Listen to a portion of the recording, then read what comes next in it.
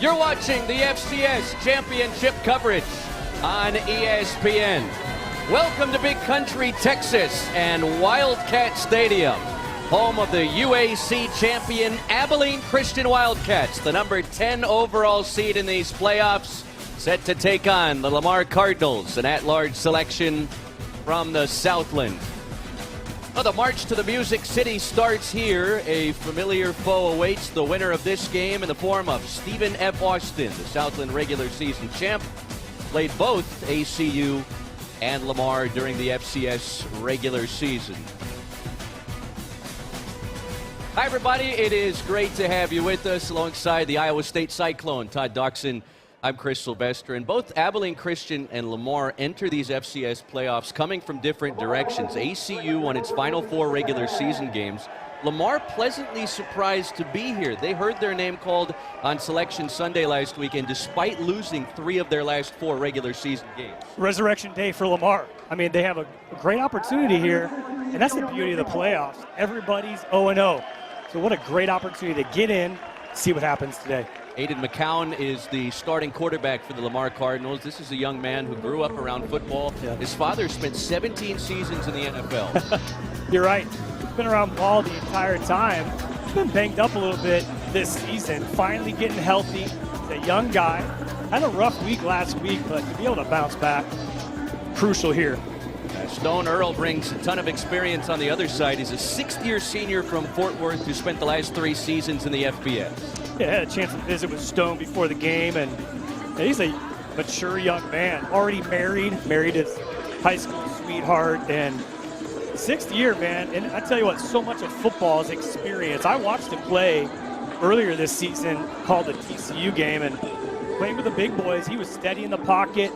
He can extend plays, and you'll be able to see that here today. Couldn't have asked for better weather here to close out the month of November in Texas. 70 degrees and sunny as we approach kickoff between 2 teams that for a long time were conference foes together in the Southland. Abilene Christian, now members of the United Athletic Conference and winning the regular season title for a 2nd straight year. Abilene Christian hosted the first round of the FCS playoffs. They blanked Northern Arizona from the Big Sky last season. For Lamar, this is just their 2nd ever appearance in these FCS playoffs and the first since 2018. It was the resume wins that helped the Cardinals get here. They beat South Dakota on the road back in early September. Also had a nice win against the Southland champ Southeastern. And that's a big reason why they got in despite losing 3 of their last 4 games. Well, that's the beauty. When you have a stacked schedule, even the last part of their season, 3 of the top 10 defenses in the entire FCS, and but that strength of schedule is what allowed them to enter the playoffs. 2 really good defenses that we'll be talking about for a good chunk of the afternoon. Here from Anthony Field at Abilene Christian. ACU in the FCS playoffs, hosting the opening round for a 2nd straight year. A budding program at this level, and away we go with round 1 action from the Lone Star State. Radrian Baltrip on the kick return. A nice coverage as his gain is limited to the 16-yard line, and that's where the offense will take over for Abilene Christian. Against this Lamar Cardinals defense, Todd, 25th best scoring defense in the FCS. They only allowed 21 points a game. Well, that's exactly right. This is the strength of their team on the defensive side of the ball, and they have to be able to heat up Stone Earl early in this ball game, and we'll see how they do it. It's going to be interesting to see how much pressure creatively they have here defensively as well. Abilene Christian racked up more than 500 yards of total offense in their regular season finale. Out to the wide side of the field, and a short gain on the first play from scrimmage. Dallas Dudley, a junior from Louisville, Texas, taken down by Zaylen Stoker. And ACU gets about 4 yards on the first play. A nice little hitch route to start the game. I like that. As an offensive coordinator, just get your quarterback in a rhythm early. Nice little pitch and catch. 49 points for Abilene Christian in that regular season finale. Stone Earl on target again, and that's right near a first down. Eddie Henry, redshirt junior tight end, in his second year at Abilene Christian after 2 years at Houston, and it is enough for a new set of downs. Eddie Henry, he's a big boy. You'll see him, man. He's kind of deceptive. Even though he's a big dude, he'll get on you quick. He tied it up the seam. Had a touchdown last week at Central Arkansas. E.J. Wilson, right into the teeth of the Cardinals defense, gets 2 yards on his first carry.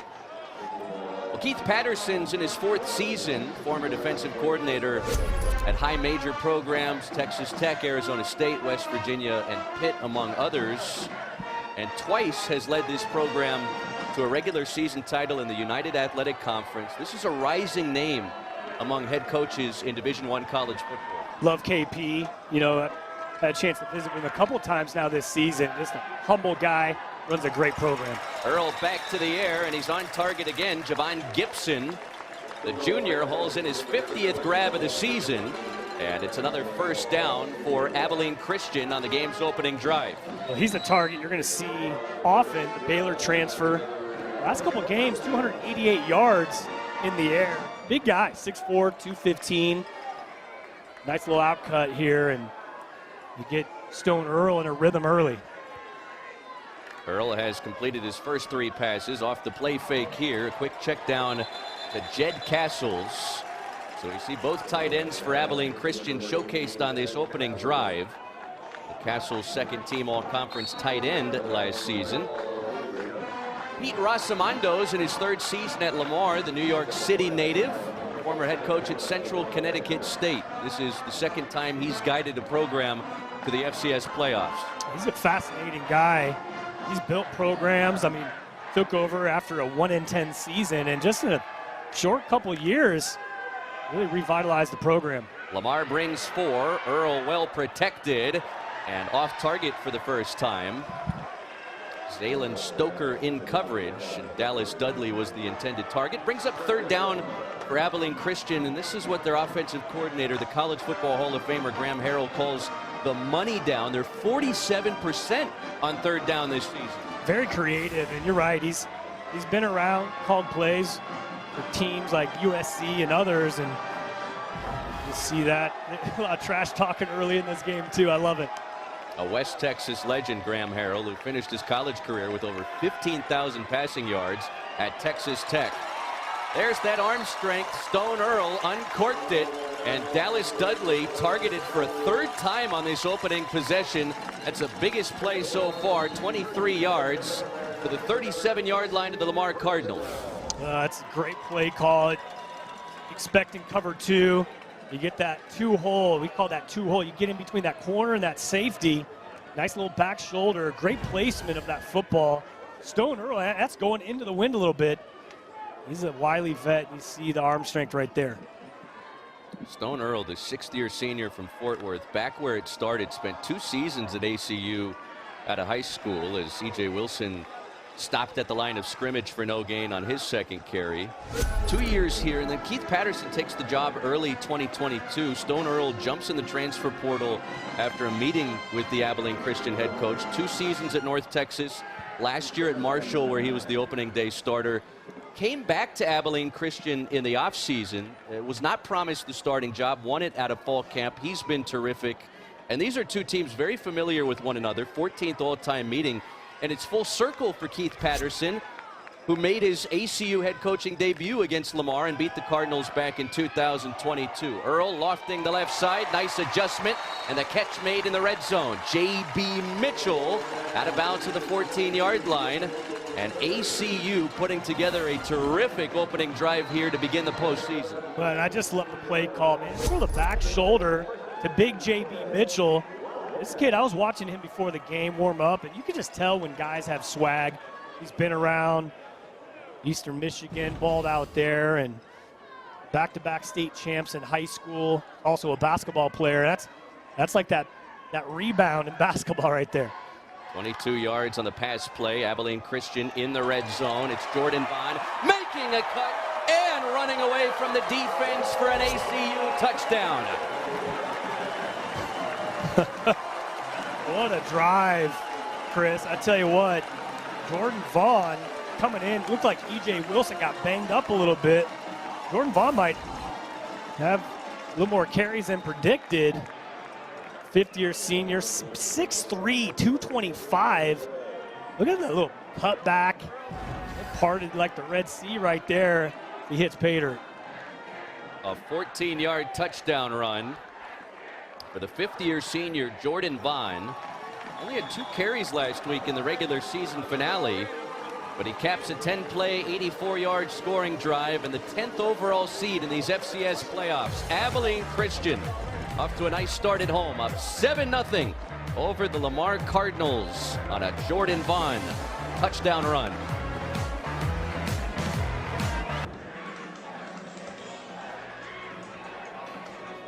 A 7-0 start for the number 10 overall seed in the FCS playoffs. Abilene Christian, the United Athletic Conference regular season champ.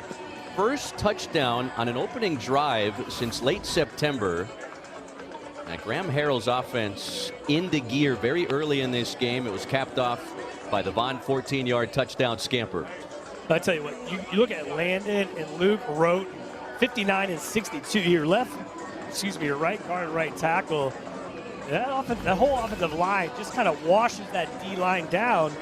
Jordan Vaughn, great patience right there.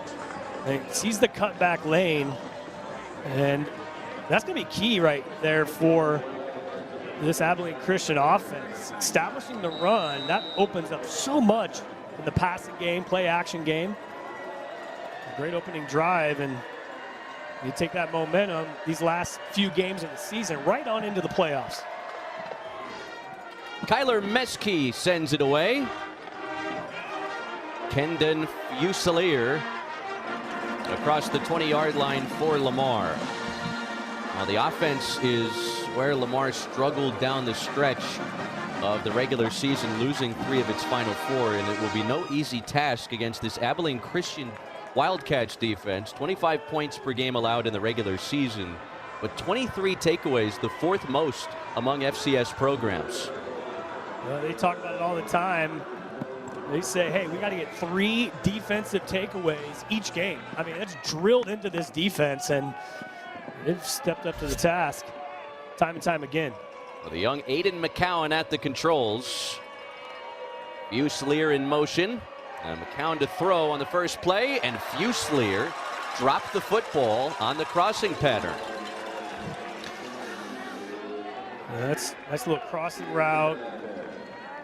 Aiden has pretty decent protection, and they just drop it down. It's a big drop, and yeah, they got to be able to respond right here. They're on the road, kind of lost some steam towards the end of the season. They got to be able to get some type of momentum here early and respond this first score by Abilene Christian. Put it in the belly of Xavier Coleman, who crosses the 30-yard line and has 8 yards on his first carry. Lamar, 416 yards of total offense, but held to just 19 points in their regular season finale last week at home against McNeese. Felt like they left some points out there, and they can't afford to do that today against the 10th overall seed. Well, I like that second down run. I mean, Coleman had a huge hole, ran into contact well right there as well. This is 3rd down and 2. McCown to throw, lofting it up the field, and he threw it behind Devin Gibbs, the tight end. It was covered stride for stride by Rashawn Miles, who's a Buck Buchanan Award finalist, and Lamar goes 3 and out on its first possession. I mentioned Lamar dropping 3 of its final 4 regular season games, very much put their playoff status in doubt. Abilene Christian, the automatic qualifier from the United Athletic Conference, sharing the regular season title with Tarleton State, the number 4 overall seed, but won that head-to-head matchup here in early November, and that wound up being the difference in the auto qualifier for the UAC. Nice punt that bounces down to the 23-yard line, and that's where Abilene Christian will take over. 7-0, the Wildcats in front as we settle in from Big Country, Texas. Well, in the FCS, it's always special to still have a season ongoing during Thanksgiving, and Lamar got together to celebrate Turkey Day on Thursday. Great gathering for a group that's hoping to hit the reset button here in the FCS playoffs after dropping 3 of their final 4 regular season games. That brings me to Tide, and what's your favorite Thanksgiving dish? That's a good question. You know what I've noticed about myself as I've gotten older? I'm more and more of a stuffing guy. When I was a kid, I hated stuffing. All of a sudden, you throw the right kind of gravy on that stuffing, little turkey. Sure. It's interesting, though. I never really eat turkey the rest of the year, but how about you? Where are you at? I'll do deli turkey, but sure, no, a turkey burger every now and again. But no, I'm traditional turkey. Yeah. Have your choice of meats on Thanksgiving. I'm rolling turkey, stuffing, mashed potatoes, a lot of starch. The key is the gravy. You got to have the good gravy. Abilene Christian's second possession. And Wildcats starting this drive at the 23-yard line. Stone Earl, their 6th-year senior quarterback, 6 out of 7 for 67 yards on their first drive. I like the energy from Jaden Maronin, number 27. He gets into that tackle. That's what you need, man. I mean, you need a defense to stiffen up here. That first drive, it was like a hot knife through butter. Abilene Christian, they've featured 3 different tailbacks already in this game. Over the middle, it's deflected and incomplete. Eddie Henry, the tight end, the target. Braden Faulkner, a senior in his 4th season with the program, a leader among this defense. Broke up the pass. It's a fantastic play. He wanted the pick right here. You can just see right here, plenty of much time, and then all of a sudden, right at the last second, we always make fun of linebackers too. It's like, all right, guys, that's why you play linebacker. But I tell you, Braden Faulkner, one of the key leaders on this defensive squad for Lamar, and we talked to Coach Pete. He just went on and on about how much he loves him. And on 3rd down, it's a deep ball, middle of the field. Gibson makes the catch. Wow, are you kidding me? That ball just was floating up there forever. It just goes at high point, so you're going to take a look at the replay. Stone Earl just heaves it, and that's what you want out of a receiver, right? You don't wait for the ball, time it right. That's a basketball play right there, going for the rebound, selling out, and secures the catch. Gigantic play here for Abilene Christian. 43-yard pass play on 3rd down. And it has been the money down indeed early. Middle of the field, it's Gibson again, who gets 8 more yards on the play. Well, you're right. These 3rd downs, 2 key 3rd down conversions on these first 2 drives. And that's the difference, I think. A lot of times, Abilene Christian seems like they've kind of been behind the 8 ball a little bit. And you see right there, Javon Gibson, 188 yards. Last week, 100 yards before. He's picking up where he left off.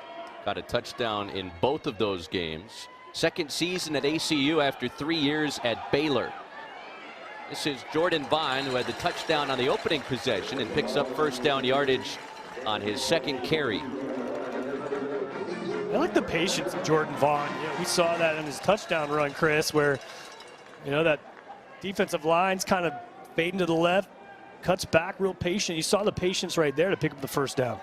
Stone Earl already over 100 yards passing. Here on the 2nd possession for Abilene Christian.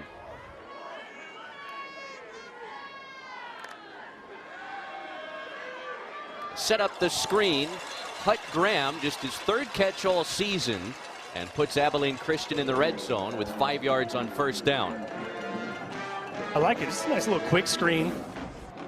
Like you said, Hut Graham was watching him warm up for the game, and I like Stone Earl. Just the little things too. Notice as he kind of drops back, he's looking the other way, then drops that quick screen down. First catch since mid-October for Hut Graham, who was a defensive back out of high school at Texas Tech for a year. See what happens right here. You got 2nd and medium. I'm going to take a shot in the end zone here. That's exactly what they'll do. Middle of the field, on target, Radrian ball trip, touchdown. Was he doing the stanky leg right there too? I love it, man. I love this game. Nice little seam route, ball trip, the speedster into the end zone. Stone Earl is back there in the pocket, absolutely dealing through ACU's first 2 touches. They have put it together a clinic. That's what I like about good weather games too, Chris, right? Just turn it loose offensively.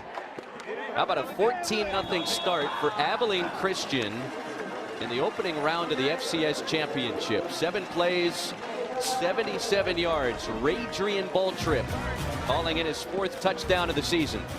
A little delay right to the slot. For the house call, baby. Back in Big Country, Texas, a 14-0 start for Abilene Christian. Radrian Boltrip capping a 7-play, 77-yard drive. And you get to this win or go home juncture of the season, you put a little more on these early game situations. Lamar, a team that really struggled down the stretch, losing 3 of their final 4 regular season games. Winner takes on the Southland champ Stephen F. Austin next week. And for Pete Rosamondo's group, already trailing by 2 touchdowns here, they've got to see something on this next possession. And you got to be really careful, because if you go down 2 touchdowns and now you're just trying to throw the ball the entire time, I've been in that position as a quarterback, and it's not fun. That defense pins their ears back, and Aiden McCown would have, it's going to be a nightmare for him. So they got to be able to still, I mean, it's a ton of game. Got to be able to run the football as well, mix it up, little play action. But they got to get something going here really quick. Lamar 3 and out on its first possession. Second FCS playoff appearance in program history. Reached the playoffs for the first time back in 2018. They've been an FCS program since 2010. Located down in Beaumont, Texas, about 400 some odd miles from home here in Abilene. And Aiden McCown, the redshirt sophomore from Rusk in East Texas, facing a 14-0 deficit early on the road. Son of the 17-year NFL quarterback Josh McCown. Older brother is the starting quarterback at UTSA. As that one goes backwards, Will Schaefer with a tackle for loss for Abilene Christian. Will Schaefer, again, one of the standout defensive players. Last year, all kinds of awards, and of course, RJ Miles is his partner in crime this year. And these two together, I mean, they are a phenomenal bunch. They kind of made the switch from the 3-3-5 to the 4-3, and so these guys both together have been studs on this defense. On 2nd and long, the ball's on the floor. Abilene Christian has it. Oh, wow. Noah Mangum right there. Noah Mangum, the redshirt junior cornerback, transfer from Northern Colorado. And it's a disaster early for Lamar. Doing gymnastics, celebrating off the field. This guy is limber and deadly. That's not easy to do. Not only did he get the sack, the strip sack, I think he got the recovery as well. This guy is doing it all here for this defense. Just the blind side, the bam, and then pushes Aiden out of the way to get that football. What a headsy play right there. And this is a hungry football team and full command here today. Keith Patterson told us earlier this week, Abilene Christian feels like they can beat anybody in this playoff field. Designed to run for Stone Earl. First time we've seen the quarterback take off, and wrapped up by Jackson Bandy. So a possession that begins in the red zone. You figure Abilene Christian in the driver's seat to go up 3 scores here early. Well, Jackson Bandy made a great play right there, Chris, because there was no on that backside. I like the Q draw, that Q counter draw. That was a great play call. Good job by Jackson Bandy. That would have been a house call for sure.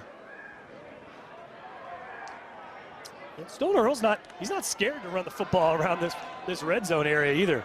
Ball trip on the screen, and Lamar gets there quickly. Short gain will set up 3rd down. You feel like holding these guys to a field goal attempt in this situation would be a big win for the Cardinals defense. I agree. Stone Earl, I think he had 5 total touchdowns last week. I think 3 of them on the ground. Whether it's quarterback sneak, these Q draws, Q counters, Q powers. I like that. Even this formation right here, Chris, you spread them out. Now you look at the box. Okay, how many do I got in the box? I got 5 in the box. He's going to throw the football right here. Here's the money down for ACU and nearly intercepted. Probably should have been. Stone Earl with a rare misfire in this opening quarter, and well, Lamar's defense will force Abilene Christian into a field goal attempt. Paul Omodia, the redshirt sophomore, transfer from Illinois State, nearly picked off the pass. It's good coverage right there. We call that combo coverage. Anytime you're in the red zone area, you see a lot of picks, a lot of rubs. When you combo it, kind of switch off that receiver, should have been picked. 29-yard attempt from Brandon Perez. And it's a 17-0 start for Abilene Christian here in the opening round of the FCS playoffs. Brandon Perez made the biggest field goal of his life as time expired to beat Tarleton State. Such a huge play. The cool thing about that story too, Chris, is earlier in the game he missed a 45-yarder. Right. And now the game's, on the line. It drills the 47-yarder for the win. And I tell you, that was a key part of this whole entire season. We always make fun of kickers, but that kicker right there, he's a baller. So a possession that began in the red zone. Abilene Christian settles for 3 points. A school that's been around for over a century here in Big Country, Texas, more than 7,000 students. And the number 10 overall seed in these FCS playoffs. Narrowly missed out on an opportunity at a bye and an opportunity to host in the second round, but just missing out on that. We'll head to Stephen F. Austin if they can hold on to this big lead early. This has only been an FCS program here in Abilene since 2013 and really on the rise here under Keith Patterson. Kendon Fuselier try and spark Lamar on special teams and crosses the 25 on his second kick return. Stone Earl has opened 11 of 14 in this game, and back where it all started, this was Keith Patterson's initial meeting when he was hired in early 22 after being on staff at Texas Tech. Stone Earl, after this, decided to jump in the transfer portal. 2 years in Denton at North Texas. Last season at Marshall, where he started 5 games. And not often do you see this in the frequency of the transfer portal, somebody going back to where it all began. I've been waiting all telecast to say this, full circle Earl. Get it, Chris? And well, it's really cool to see, and I've been in that position. When a new coach comes in, what do? Do you stick it out? Do you go check out other place? And he had opportunities. I like what KP said. He's like, I'm never gonna get mad at a guy that wants to go take a shot at another program and see what happens. And he's got the talent, and played a little bit, played pretty darn good. But wanted to come back, and boy, for KP, he's been a great leader on this football team. And Devin Gibbs, the tight end. Long strides across midfield. It's the first down for Lamar, and a big play for the Cardinals to the Abilene Christian 45, 26 yards for the first team All-Southland tight end. Big Devin Gibbs, I love it. A little play action. Get the football in his hands. He's a former quarterback too, athletic, knows the game well. And he's definitely going to be a big target for Aiden McCown here today. Lamar badly needed that explosive play through the running game, through the passing game rather, after going 3 and out on their first possession and turning it over on their second. I feel like they need some points here late in the first quarter, trailing by 3 scores. Well, I like Devin Gibbs. I mean, again, he's 6'6", 251. He's been around. He's wily. Great target. Xavier Coleman finds a crease, has a first down. the senior tailback from Willingboro, New Jersey, in his second season at Lamar after 2 years at Boston College, and gets a dozen on that carry. That's the second time we've seen this play. You see the offensive line. Look at big 79. I love it. Reggie Brooks leading the way. Lamar starting to play with some pace as Coleman carries again down to the 23-yard line. Gets 8 more yards on that carry. Look at, Coach Rossamondo, I like that he's an offensive line coach. He's calling the plays, and he understands. Man, tempo, get in a rhythm, run the football. You got to be able to do that to get back into this game. We'll go back to Coleman on 2nd and short to set up 3rd and 1. Alex Bowman, redshirt junior defensive tackle for Abilene Christian, made the stop. Keith Patterson, who's got a big defensive background, mentioned his D coordinator stops at Texas Tech, Arizona State, West Virginia, among others. Heavily involved in the defensive play calling and known as a very aggressive defensive play caller. Yeah, exactly right. He actually said last game they were kind of maybe laying back a little bit too much. Coach Holt, who's usually more the conservative one. Abilene Christian stonewalls Joshua Robinson on 3rd and short, and it sets up 4th down. I love it. Oh, man. That's my kind of guy. Will Schaefer just sticks him and then does about 5 to 7 push-ups after it. Look at that's an aggressive, talk about aggressive play call. Man, Will Schaefer just knocks out 5 to 7 push-ups. This is my kind of guy. Big 23, there's Zion Fonua in there as well. Well, Lamar, no stranger on 4th down. They've went for it 28 times on 4th down in the regular season. This is 4th and a yard and a half. Xavier Coleman spun down for a loss. Will Schaefer gets in there again. And Lamar comes up empty. Oh, are you kidding me? What? I mean, he timed that perfectly. Just look at that. Just bobs and weaves right around that center guard area, right in that A gap. Will Schaefer, RJ Miles, these guys making plays. Oh. Abilene Christian could not have ramped up a better start in this football game. That's hard to do right there too. Timing up that snap. I mean, that's hard count right there.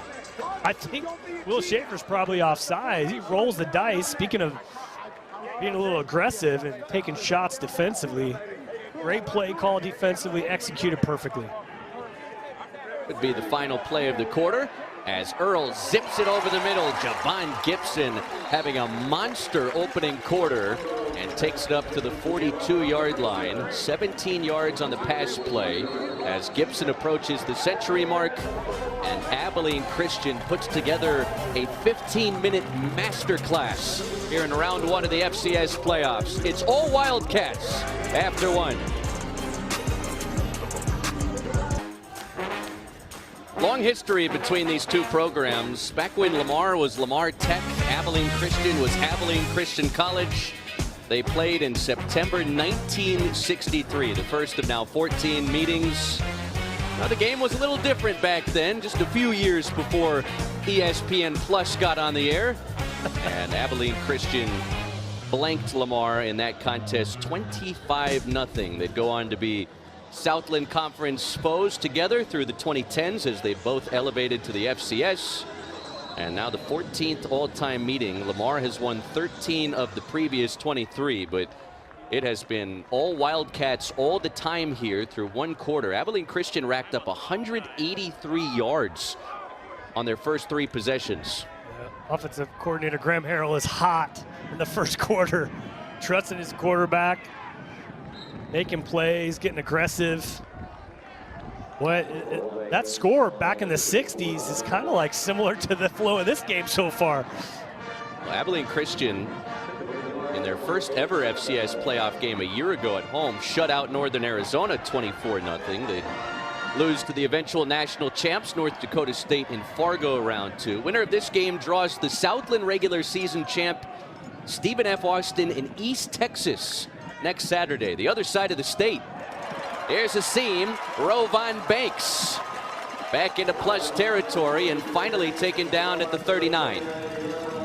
You don't want to let Rovan Banks get loose. He's a 10-5 100-meter kid. You see right here, good job by the offensive line. Look at the crease, north and south, and I like that, Chris. I like running backs that don't dance around, man. They north and south, hit that hole. That's what you get out of Rovan Banks Jr.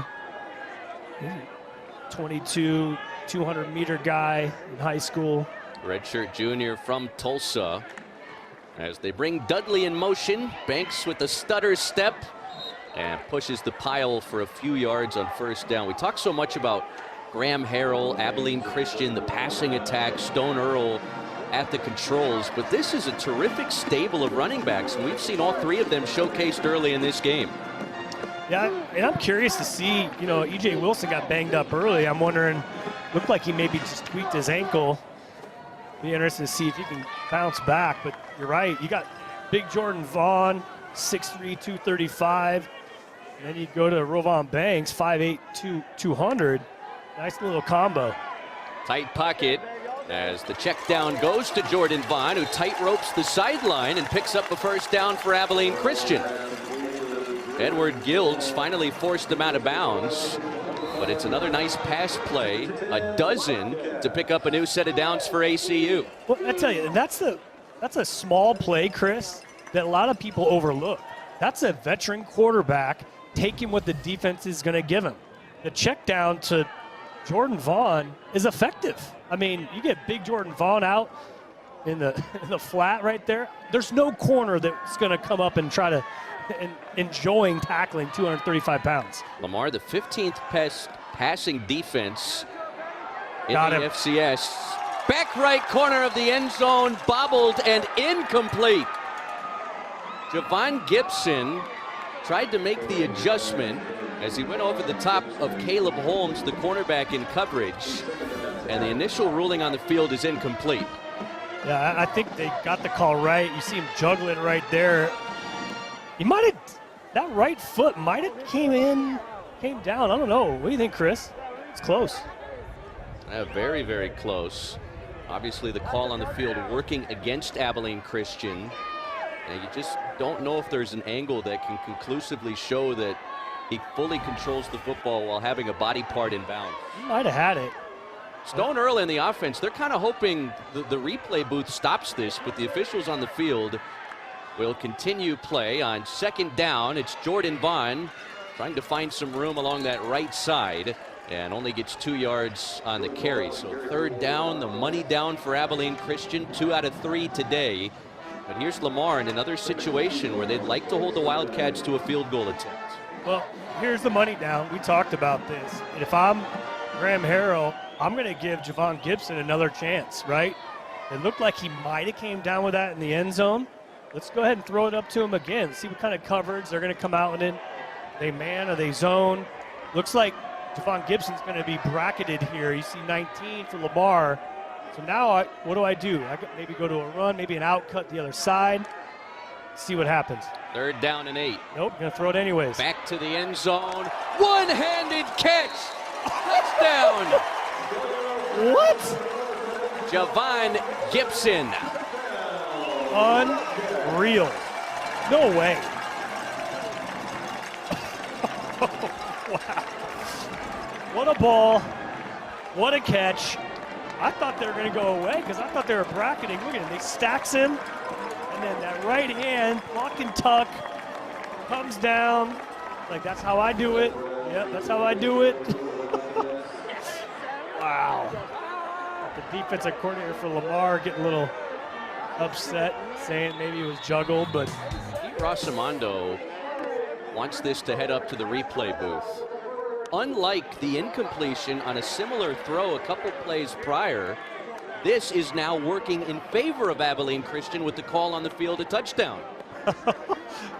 Wow. This is high drama here in the FCS playoffs, round 1, and this is a talented offensive group.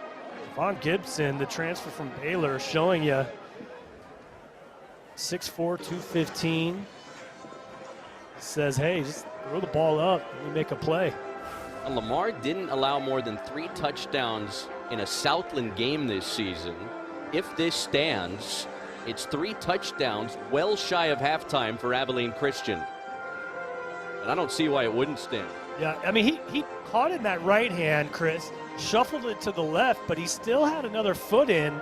See the right there, and he kind of taps it to the left hand. And his right foot's in when his left foot or his left hand has the ball. That's a touchdown. And that's probably a touchdown on the previous one as well. So he scored 2 touchdowns on this drive. Please stand. Well, he'll only get credit for 1, but it's plenty for Abilene Christian to stretch this lead to 23-0 if in fact the call on the field stands. And what a first half it's been for Javon Gibson, who's already got 5 catches for 98 yards. Well, and that's kudos to wide receiver coach Joel Filani as well, because that route, Chris, was perfectly ran. There's a nice little speed release to the outside. He stacked him. That means the receiver's in front of that DB now, puts that DB in a precarious position, and then you just see the speed and the size take over. Michael Davis, the referee, confirms the call on the field. And Abilene Christian starting to pour it on here in the opening round of the FCS playoffs. Almost 250 yards of total offense already for this group against one of the best defenses in the FCS. Well, they came correct here early on in the game, and I think, for KP, Coach Patterson, I think that was a point of emphasis. Guys, let's not put ourselves behind the 8 ball. Let's go ahead and get some momentum early, see if we can't put an entire game together. 24-0, the lead for Abilene Christian. The Wildcats have been dominant early here in round 1.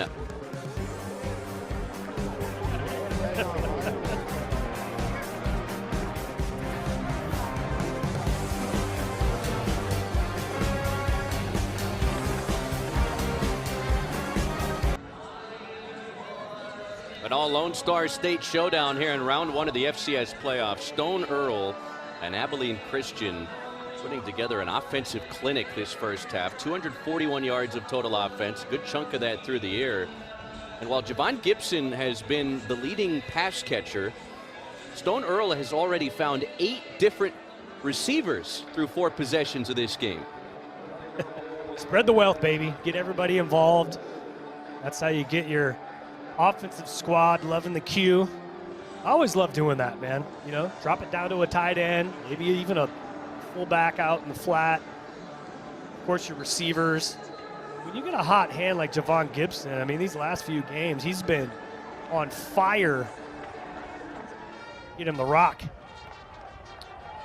Short kick takes a bounce. Lamar fortunate to get hands on it.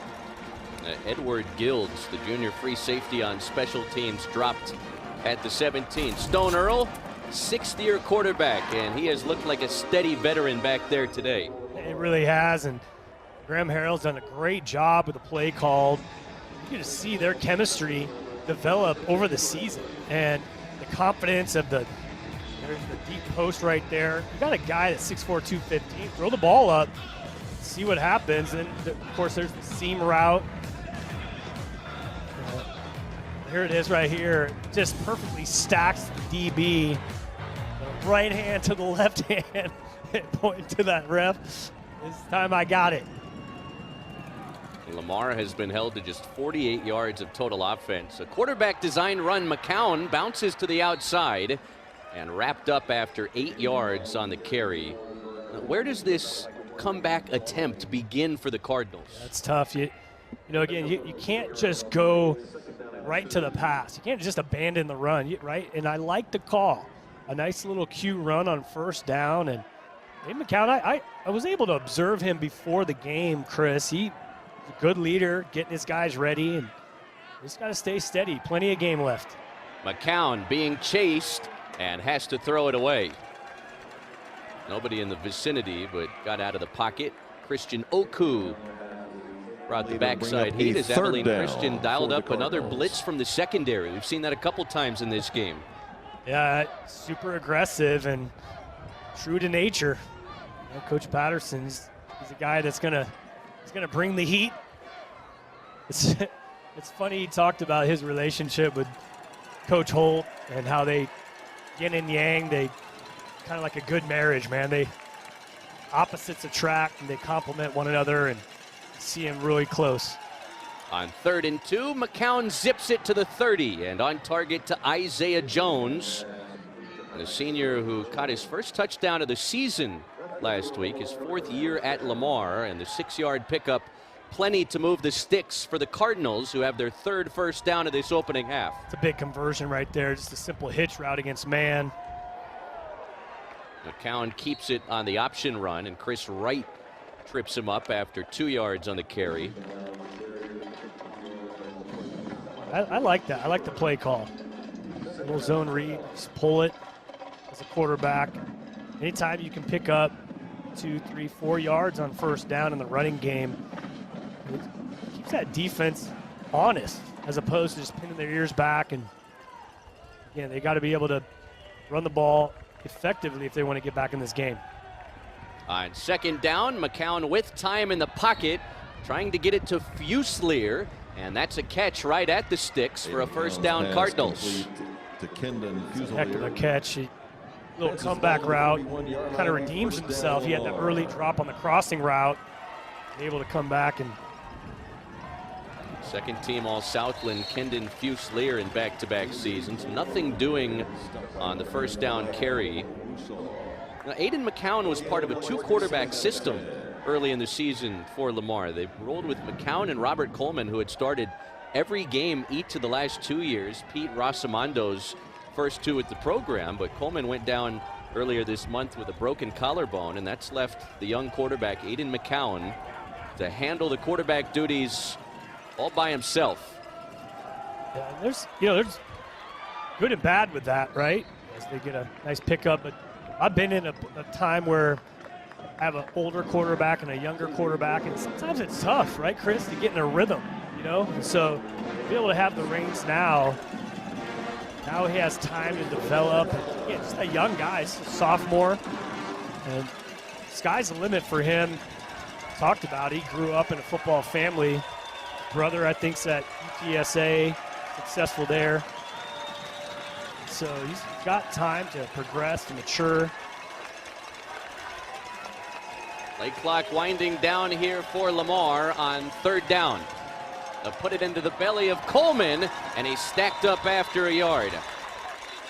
Rashawn Miles, the Buck Buchanan Award finalist, the former Northern Illinois linebacker, made the stop, and it's decision time on 4th down. Lamar will punt. Rashawn Miles, you talked about him, otherwise known as R.J. Miles. When he first got here, we talked to the coaches. We talked about how he was a little overanalyzed things a little bit when he first arrived, but super coachable, humble, and he's grown so much. You see the fruit of it here this season. Tyson Williams signaling fair catch across the 10. And that's where Abilene Christian will set up shop on the other side. It's all Wildcats here in round 1 of the FCS playoffs. Opening round of the FCS playoffs, Abilene Christian up 24-0 here over Lamar. Elsewhere in the football championship subdivision, Rhode Island, Villanova, Youngstown State, South Dakota State with some big leads. The most surprising score ongoing right now is the Pioneer Football League champ Drake at the 11th overall seed, South Dakota, from the Missouri Valley Football Conference. Deadlocked at 10 in the second quarter from Vermilion. How about that, Red? Lamar, they knocked off South Dakota. I think they were number 4 at the time early in the season, and got their hands full with the Drake, Bulldogs? Yeah, the Drake Bulldogs. Okay, boys. It's a big late season win that took Presbyterian out of the top spot in the Pioneer Football League, and Drake sneaks in there and trying to make some noise against the South Dakota Coyotes. All right, Abilene Christian, seemingly they can do no wrong, and if they keep on rolling, they'll be set for a rematch with the Southland champ, the 7 seed Stephen F. Austin in Nacogdoches, Texas, on the other side of the Lone Star State next weekend. Oh, I love it. That's just fun saying the name of that. Nacogdoches. Stone Earl on second down, pressured, spins out of a sack, and got back to the line of scrimmage somehow. That was a little Houdini-act right there, Chris. I'm not sure how he got out of that. It's like David Copperfield back there. It's a nice little spin cycle. Got a good feel of the pocket, right? Whoop. Nice little spin there. So what interesting, too, Stone Earl's at his best is when he's scrambling. In fact, Coach Patterson made a cut-up. He asked one of his film guys make a cut-up of showing how when he scrambles, he's at his best. Just remind him. Long throw, dangerous pass, intercepted. Caleb Holmes, the freshman from DeSoto, Texas, with a big-time takeaway for Lamar's defense. Wow, it's exactly what Lamar needed right there. They had to have some type of momentum shift to get back in the game. And they look to the true freshman able to make the biggest play of this football game thus far. It's just a comeback. And that's a tough play, too. As a quarterback, you're throwing that comeback from the opposite hash. And if that's not on time, just maybe a hint late, Caleb Holmes jumps on it, times it right. 19th takeaway for Lamar's defense. Now you feel like this offense has to cash in. Absolutely. They start at the Abilene Christian 22. It's a designed run for McCown, who's in the red zone at the 19 with 3 yards on first down. I like what's happening here when it comes to the offense here for Lamar. Get your quarterback involved a little bit more. Put some more pressure on the defense. Anytime you talk to any defensive coach, Chris, when a quarterback is running the football, all of a sudden you got to defend all 11 players. Xavier Coleman inside the 15, a few yards shy of that line to gain. It'll set up third down for Lamar. The Cardinals just 1 for 4 on third down in this first half. Well, this is the struggle right here, right? What do you call it? I mean, last couple of times they tried to run that football third and short, fourth and short. You got blitzing linebackers. Do you pull right here, right? Maybe run a little naked, some type of play action. Or do you just say, hey, I don't care. We're going to try to run the football regardless of what they're going to do defensively. Now plug in Joshua Robinson as the feature back. On the end around, it's Blake Thomas out to the edge and escorted out inside the 5. The freshman Blake Thomas, just coming back from a broken collarbone, hasn't played since late October, and Lamar turns to him on third and short to put him on the doorstep with first and goal. I love the play call, and are they just stoked to get Blake Thomas back, and that's why you see it, right? He's a threat from the speed side. I like it. No longer trying to bang it up the middle. Let's try it outside. Well, Lamar threatening for the first time today. It's Robinson lowering the shoulder, pushing the pile. And marked short inside the 1. It's second and goal. Chris Herpin, among others, got in there for the Abilene Christian defense. Good play called. The head coach, Pete Rossamondo, again, he's an offensive line coach. He's like, all right, fellas, we're this close. We got to grind. This is up to you, the offensive line. He talks about his offensive line, how much he loves them. They're weight room guys. It's Robinson making a cut and stopped short again. No gain on the play. It's third and goal. Oh, I love this. This total power struggle. You got Pete Rossamondo, the offensive line coach, let's run the rock, and then you got on the other side Keith Patterson preaches stopping the run, make a team one-dimensional. What do you do here, Chris, right? You try to punch it in, maybe a little speed sweep, a little play action. I like play action right here. Out of the pistol, it's Coleman. Plunging through the middle. So close. And stopped short again. It's fourth and goal. Oh, wow. Cue sneak. go Q sneak. Lamar lines up quickly on 4th and goal inside the 1. Xavier Coleman is drilled for a loss. Will Schaefer. And Lamar is turned away again. Will Schaefer. That's the second time that's happened. That 4th and 1, same exact play call. We are sending Will Schaefer. He's going to time it up. I don't care if you're going to try to go quick tempo. I'm a wily vet. I know what's happening. Wow, look at this. Back-to-back defensive plays. Oh, wow. What a game. ACU's defense still pitching a shutout here in round 1 as they stop Lamar at the goal line. Keith Patterson, in his 4th season at Abilene Christian, led this program to its first ever FCS playoffs a season ago. They shut out Northern Arizona in the opening round last year, and their defense holding strong after a goal line stand. Still a goose egg in the point column for Lamar, and this defensive-minded program has flexed its muscle on that side of the ball early. For sure. He's stoked as a defensive guy. Goal line stand. Senior linebackers making play after play. It's a power struggle, and they come up victorious there on the goal line. Now the offense takes over, taking that snap from the end zone. It's Jordan Vine. It gets him some breathing room across the 10. One thing too, Chris, that I really haven't mentioned a whole lot is the veteran offensive line. You know, you got the big twins, of course, coming from Washington State, but you got Texas Tech, guy from Maine. You got really good offensive line, and they've had a lot of starts together. And what you see is over the last couple of years, that cohesiveness of the offensive line. Now you get big Jordan Vaughn, 6'3", 235, patient. And that's why first down from the goal line, you get 8 yards on first down. It's Vaughn trying the other side, and Lamar there to stack him up and push him backwards. No gain on the play. And with time winding down, we will hit the 2-minute timeout with the 3rd down looming for Abilene Christian. 24-0.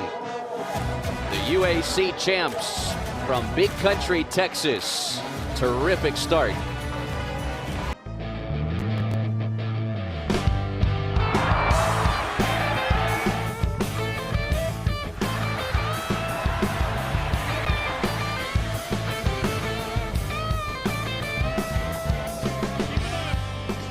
The march to the Music City underway. The NCAA FCS championship coverage continues next weekend with second-round coverage beginning next Saturday on ESPN+. For more information, visit NCAA.com, the home for all NCAA championships. Top 8 seeds escorted into the second round with a first-round bye. Winner of this game draws the number 7 overall seed, Southland champion Stephen F. Austin. This is 3rd and short for Abilene Christian. Short dump off. It's the tight end, Eddie Henry, who stopped short of the line to gain. So on 3rd and short, they roll Stone Earl out of the pocket. He connects with his tight end.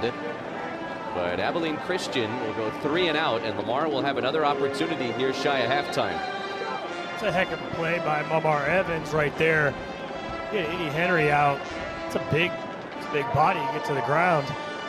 And Lamar try and maximize whatever time's left in this first half, taking a timeout, trying to give their offense an opportunity to close the second quarter with some points. And well, the Cardinals, who trail big in this game, they do get the football first to begin the third quarter. So if they can somehow bookend a tough first half with a score, they've got an opportunity to feel like they're back in the game if they can bleed that momentum into the third. You took the thought out of my head, and two things are working in their favor right now, Chris. Obviously the field position, but the wind as well, right? They're going to have the wind behind their back. You can't be able to see maybe Aiden McCown take a couple shots here. You never know what could happen, but you're right. They got to get points on the field. They got the 2 timeouts now. And you see the wind right there, but it's crucial right here. They got to be able to get something on the board and a little more creative offensively as well. And try to run the football into the end zone, but I like seeing maybe a little outside run game as well, a little play action. But boy, this next drive, they got to get the ball in the air. Hugo Nash punting for the first time today. Fusilier will not have an opportunity to return it. Lamar will start in plus territory as the punt goes out at the 43. So a short field for the Cardinals, who took over just outside the 20 last time they had it, got all the way down to the 1, but turned aside by Abilene Christian's defense. And they have been held in check to the tune of 96 total yards this first half. Well, if I'm an offensive coordinator, I'm going to dial something up for number 20, Blake Thomas. He's your freshman.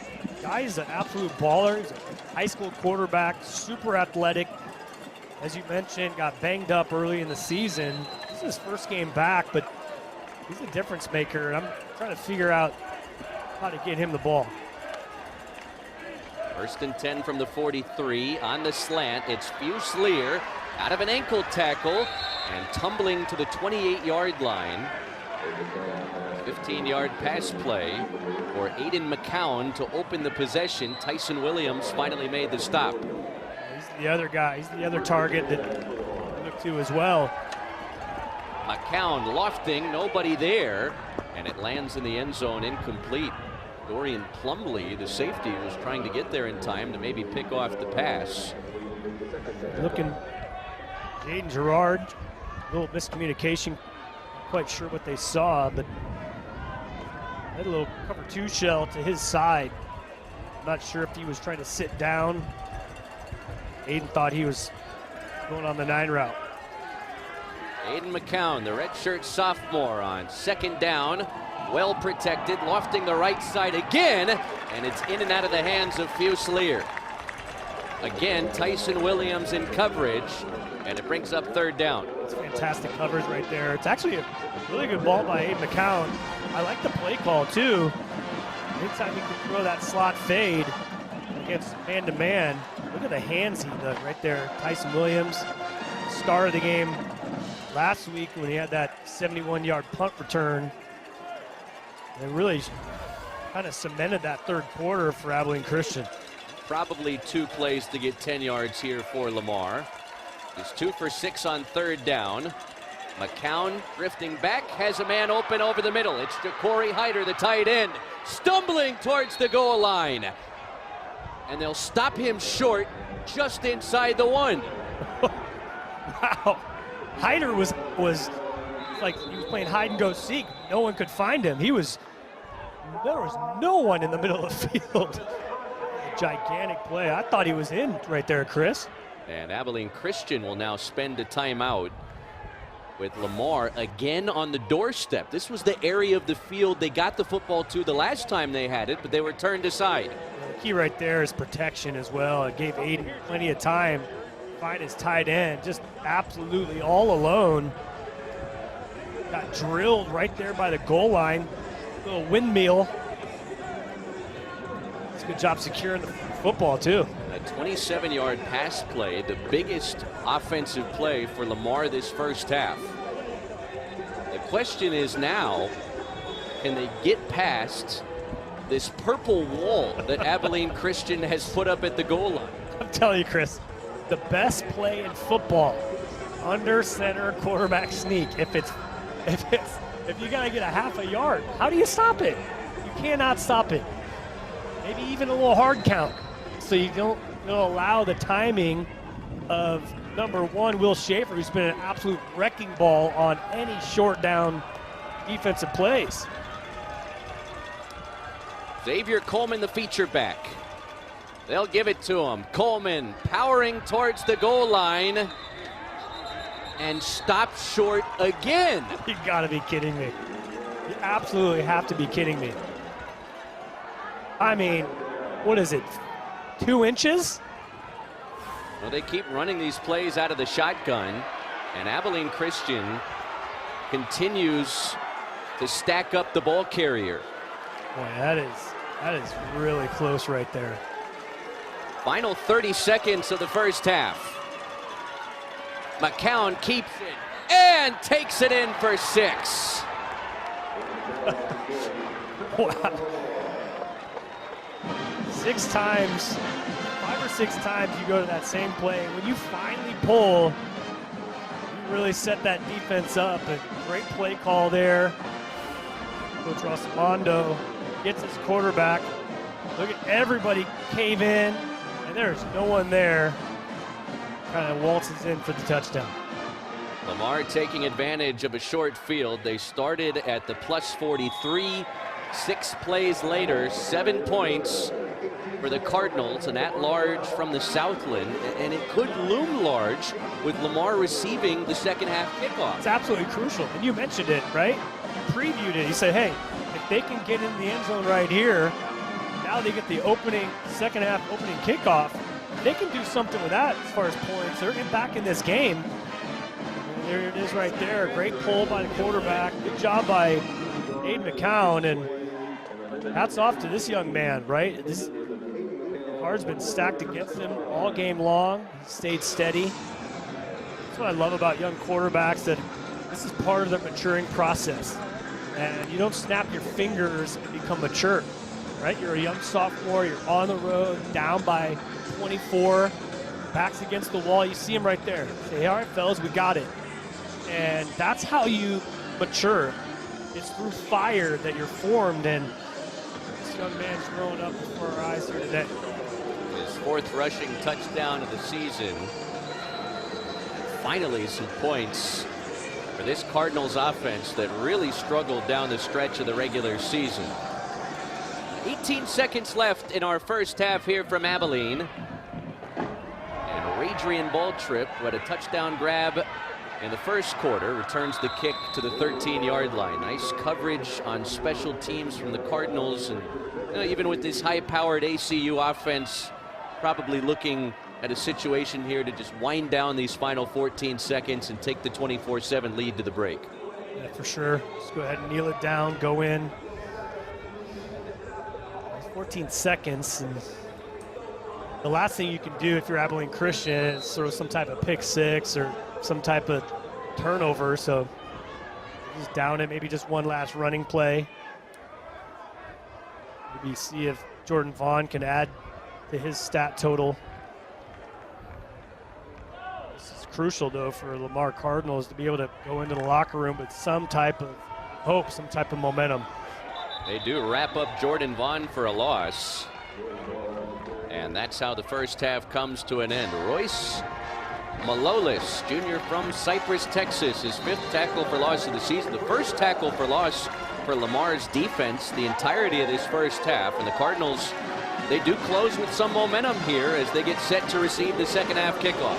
Yeah, just when we thought that there was no hope, Lamar, kind of like them getting into the playoffs, they thought there's no chance. And, of course, here they are today. All right, coming up at the half, Lisa Salters introduces us to Tarleton State's kicker, Brad Larson, a story you don't want to miss. Plus, we'll get you recapped on all the action here and set for the second half between the Cardinals and Wildcats, an all Lone Star State showdown, the Southland and the UAC here in round 1 from Wildcat Stadium in Abilene, Texas.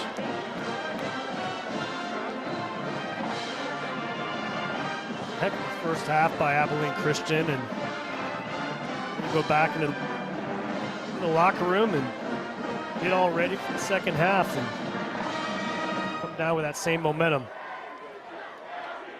All right, we've got Keith Patterson mic'd up down on the field. His Abilene Christian Wildcats up 24-7 here at the break. Coach Stone Earl, we know you have so much confidence in your quarterback. He put together a terrific first half. How do you sustain that the remainder of the game? Yeah, we just got to keep taking what the defense gives us. He's forced a couple of balls, but just hit the check down when things aren't there. Coach, what do you think about those defensive stands, the goal line stands? Will Schaefer, you sing his praises. What do you say about that? Yeah, I mean, you know, we had a busted coverage on 3rd and 10 and gave up the touchdown there at the end. But, yeah, our guys, we play with a goal line mentality. Sure enough, too. Well, hats off, man. Go get the guys ready for the second half. Good luck. You bet. Thanks, Coach. Guys. All right, Keith Patterson trying to lead Abilene Christian to a first-round win at home for a second straight year. Wildcats 24-7 over the Lamar Cardinals. They're one half of football in Big Country, Texas. You're watching the FCS playoffs on ESPN. Welcome back to ESPN's coverage of the FCS playoffs. I'm Matt Schick. Tarleton State is certainly making their mark on the FCS. In their second full season of postseason eligibility, the Texans won their conference and are a top 4 seed. For kicker Brad Larson, it's the biggest stage he's ever been on, but not the most difficult challenge he's ever faced. Lisa Salters has the story of how Larson has spent a lifetime overcoming and giving back. It's a 37-yard field goal, the biggest in school history. Can you imagine? I said it's going to come down to me. Stadium gets twice as loud, and all I could hear is my heart. Field goals are never just about the distance traveled or the path taken. They also require focus and fortitude, poise and perseverance. For Tarleton State kicker Brad Larson, those qualities were developed very early in life. The day he was born was amazing. He was born completely healthy and just beautiful. His dad was super excited. He went and got him a Green Bay Packer outfit as soon as we found out that it was a boy. He was my first son. I just remember just being so happy to have one daughter and one son, just knowing that, one day him and I are going to be playing sports together, watching sports. But those plans were almost immediately interrupted when Brad was 4 weeks old.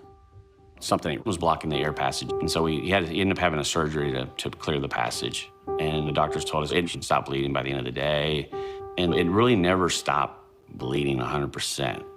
Our pediatrician took one look at Bradley and said, let's walk on over to the hospital.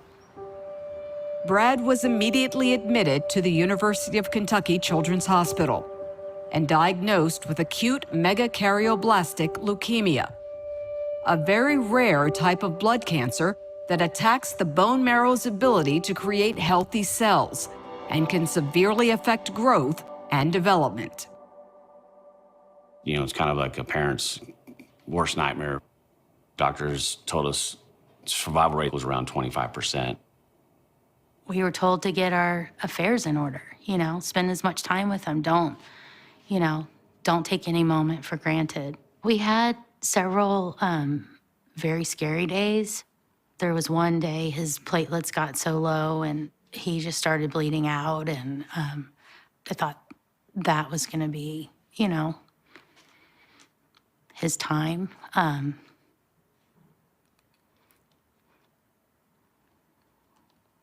Sorry.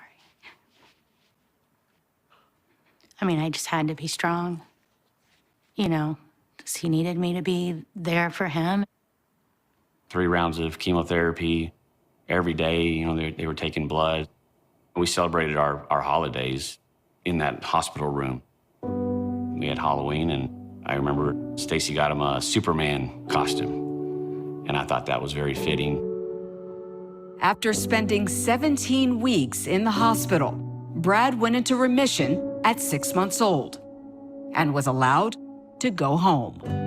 The doctor said, now, I want to just kind of level set your expectations, with all the treatment he had. He's not gonna be your athletic kid, and he may struggle a little bit, academically, but, just obviously just very happy that he was alive.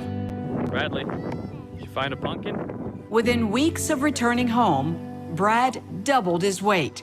And despite the doctor's concern about his development, he continued to hit one growth milestone after another. The doctor tells you he's not going to be athletic, but it doesn't mean he can't play sports, right? So started playing soccer when he was 3 years old, and you could tell he had something special.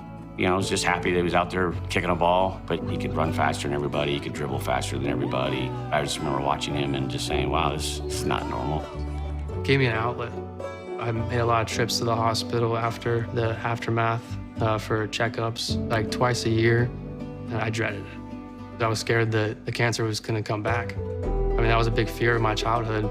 I would cry at night, I'd cry in the shower, I'd have bad dreams. But you play sports and you step foot on the field, you're not worrying. You're having fun, having a good time with your team. It really kept him busy and took his mind off of things. And I mean, when we say like he played sports, he poured himself into sports. By the time he reached high school, the family had moved to Texas, and soccer had been replaced by football and a new purpose. Brad partnered with Alex's Lemonade Stand, a charity dedicated to fighting childhood cancer. In high school, we'd be on the bus going back to our facility, and I just can't wait to get on my phone and put how many points I scored that game, because the money's in pledge amounts. It means the world to me.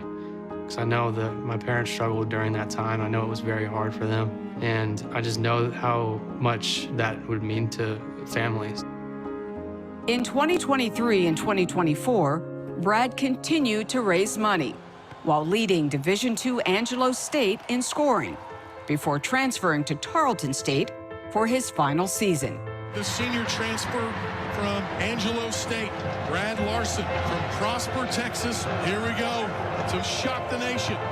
And it is good! Tarleton State takes down Army. What a moment in program history. In one moment, the boy who was never meant to play sports delivered Tarleton State's biggest win ever. I went straight to my family. My dad was he was electric. And I could just see my mom just bawling. That was my favorite moment. It was kind of hard not to have in the back of my mind what those doctors had said to us all those years ago. He's not going to be your athlete. He's not going to be your superstar. I thought of just how special it was to be there and what a miracle he was. I think about my journey a lot. Having almost a constant pressure in your life, on the field, off the field, all that leads up to where I'm at now. The fact that I am here, and that God has put me on this earth, I feel like that it's for a reason. Brad ended up raising $14,000 in donations off of the kick against Army, and as of today has raised more than $50,000 to fight childhood cancer. And at a recent game against Eastern Kentucky, he was reunited with one of the nurses that took care of him when he was a baby. I'm Matt Schick. ESPN's coverage of the FCS playoffs continues after this break.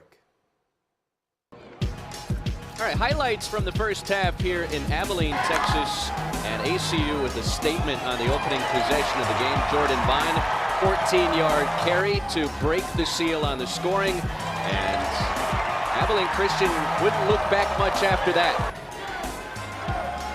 The offensive line doing a great job protecting Stoner all day. Nice little seam route there. The ball trip. And look at that. He was hot, man. First quarter, off to a great start. Graham Harrell, the offensive coordinator, dialing it up. Of course, we have our big play. Devon Gibson scored 2 touchdowns on that drive, Chris. The beautiful one-handed catch. I love the route, man. Stacks him. That right hand to the left. Just beautiful. Anytime you have a threat like that, this stretches the defense. You love that. And, of course, getting in late. That was a crucial drive for Lamar. Make this a little interesting here going into the second half. We'll see if Lamar can sustain that late first half momentum, with the Cardinals receiving the second half kickoff. Brandon Perez tees it up, and Fuse Lear will return it. Across the 20, about the 24. 139 yards of total offense for Lamar that first half, and looked like it was a unit that got more comfortable as the opening half went along. Abilene Christian, good chunk of their damage courtesy of their 6th-year senior quarterback Stone Earl. Yeah, I mean, look at 253 total yards. And he was on fire. You know, he threw that late pick on that comeback route, but boy, McCown, he comes back out, and we talked about just a sophomore. He's kind of building his resume here, and this is a good way to do it on the road. Let's see what he can do here in the second half. The true freshman LaDamian McDowell, who came on strong late in the regular season, back to the line of scrimmage for no gain. Zion Fanua, Eastern Michigan transfer, makes the stop. And this is what Lamar's offensive output has looked like so far. They feel like they left some points out there, just as they did in their regular season finale against rival McNeese last week at home. A couple turnover on downs there. Fourth and short, too. You're talking half a yard. And Abilene Christian, of course, super aggressive defensively. They stunted some linebackers. Will Schaefer made some big plays. But they need to be able to do both. Get a little more creative. Here there's an early third down here, Chris. We've seen it, man. You get Fusilier. He's actually made some big plays. He dropped that first crosser, but he's since settled in and made some plays. Jaden Gerard made the catch on the last play to set up 3rd down and 5. Lamar just 3 for 7 on 3rd down. ACU rushes 3. McCown tucks it on the move, and he has the 1st down and more as he sprints out of bounds near midfield. Aiden McCown with deceptive speed back there at the quarterback spot and takes it up to the 48, 19 yards. Yeah, they're going up tempo here, and I like it, right? You get the quarterback here who he can run. He can run the football. I saw him before the game, and he looks the part as well. New set of downs here. Xavier Coleman, who spun down for no gain right at the line of scrimmage. Chris Herpin, a junior nose tackle from Pearland, Texas, swung him down.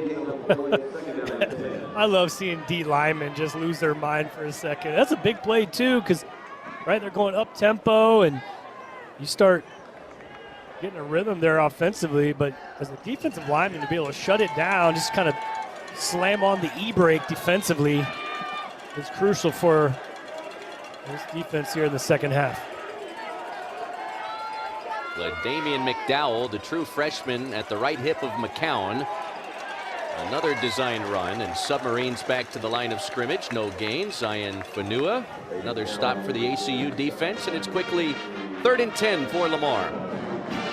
There's always the plays that always stung right here. A little cue delay, and Fanua comes from the side. That's why you get in the ice tub after the game right there, Chris. You catch it in the left ribs. Back-to-back running plays don't net Lamar any yardage. And now in a 3rd and long situation, 2 yards shy of midfield. First drive of the 3rd quarter. McDowell motions out of the backfield. Abilene Christian brings 4, and McDowell is dumped. Chris Wright with the 2nd sack today for Abilene Christian's defense. A loss of 6, and Lamar will be forced to punt. You talk about aggressiveness. Here we are, it's 3rd and 10, Chris. They go cover 1 across the board. Sent Chris Wright with a speed rush. 5th-year senior, transfer from North Texas. Makes a huge play here coming out of the second half. His 6th sack of the season. Lamar had touched the punt as it rolls down to the 15-yard line. We'll have to figure out where to spot it. The officials will sort that out. We'll let you know about it on the other side. ACU with a stop at a halftime. The Wildcats have it back when we return.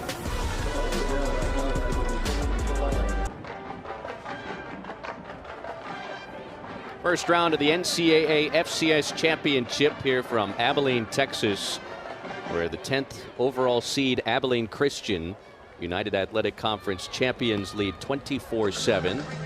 Scored on their first 4 possessions, but Lamar's defense making some nice adjustments down the stretch of that first half. And here's ACU's first second half touch. Offensive coordinator Graham Harrell on fire in the first half, and he's going to be inducted into the College Football Hall of Fame on December 7th. And, excuse me, it's early December sometime, maybe December 9th, but see the cute numbers right there. But he's putting up a Hall of Fame performance here in the first half, getting his guys in the right place.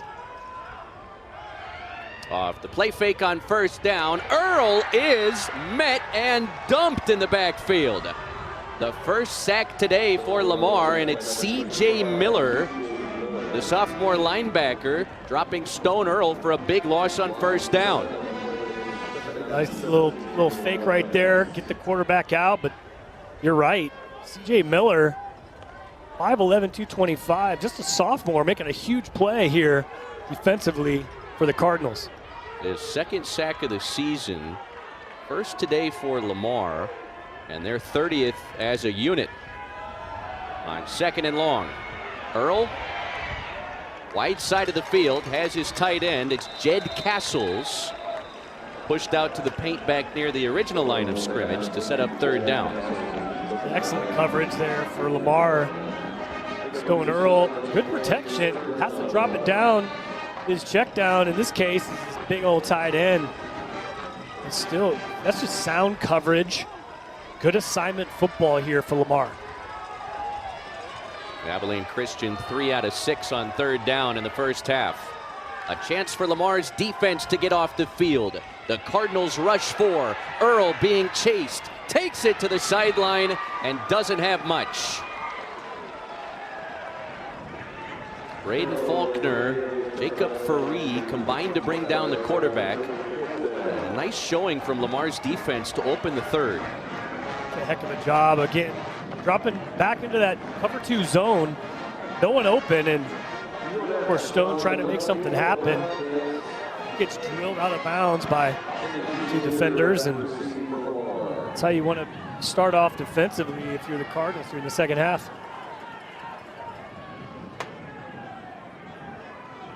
So Abilene Christian with points on their first 4 possessions, but held scoreless on the next 4 as Fusilier will try and make something happen in the punt return game. The shifty returner, not easy to bring down, and Abilene Christian finally drops him shy of the 40. All right, there's a marker down, and we have not had a penalty the entirety of the game, which you don't often get to say with 9.5 minutes to play in the 3rd quarter. Abilene Christian, least penalized team in the UAC. I think they averaged 5 penalties for 43 yards, and that's a testament to well-coached football teams. Abilene Christian's defense, as well as the offense, has played at times in this game. They have led this charge for the Wildcats, trying to make it back-to-back seasons with a round 1 win at home. Well, they got a lot of veterans too, Chris, right? And as you stack those years of experience, and a lot of these guys too stayed with Keith Patterson, and they've invited the coaching, hard coaching at times. He has a phrase he talks about all the time. They're all about digging wells and planting trees. And what is that? Day by day, man, doing the right thing, not just for you, but also the players to come in the future in this program.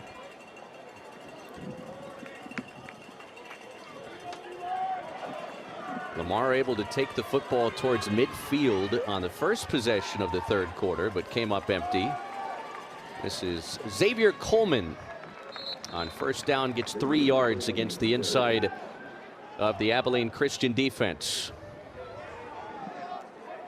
3rd season for Pete Rosamondo at the helm, the New York City native. Had a good visit with Coach Pete. You know, he kept on talking about his detail as well, right?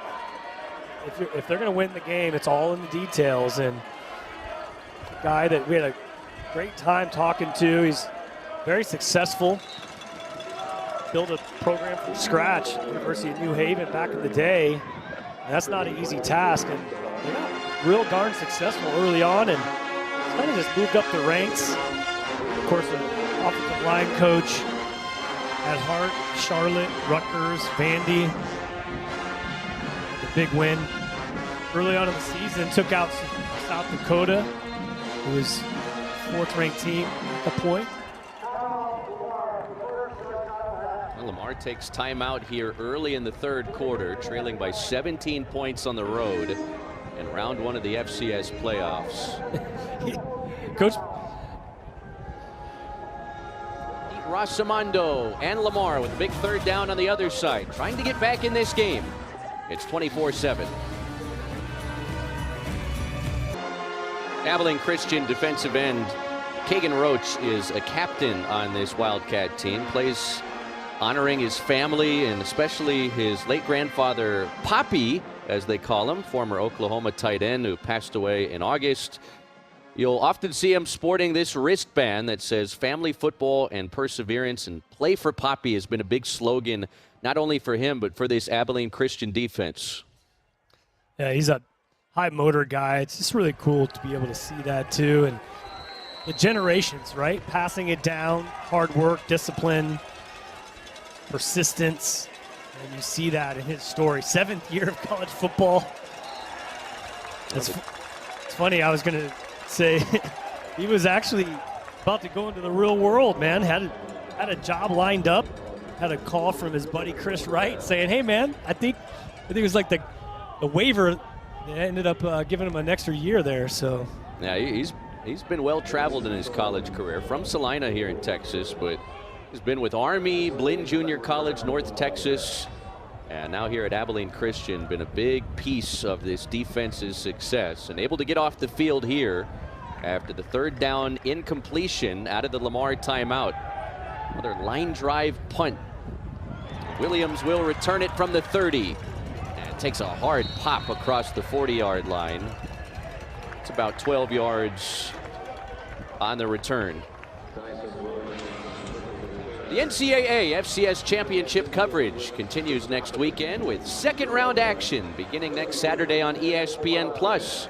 For more information, visit ncaa.com, the home for all NCAA championships. Abilene Christian, they got some momentum here, right? And towards the end of the season, rolling into the playoffs, they can kind of be a scary team to get. Of course, Stephen F. knocked them out in the regular season, and that's always tough, right, to come back on the road in the playoffs and get them again. So they can hold on here. It's going to be an interesting game here this next week. Lamar, Stephen F. Austin, 2 of the 3 Southland teams in this year's FCS playoffs. Earl well protected. He'll sling it wide side of the field. And Jordan Vaughn only winds up with 2 yards on a ball that probably traveled more than 30. That was that's a scary ball right there, Chris. He's got all day long. He's popped the lazy boy bag of chips, and then he checks it down late. That's a hit late. A little bit later, that corner could get a pick 6 right there. A scary ball. Stone Earl now over 200 yards passing, closing in on 3,000 yards for the season with a marker down and an incompletion the way of Dallas Dudley. Not sure if they have here, if that's a... Came from the Lamar sideline.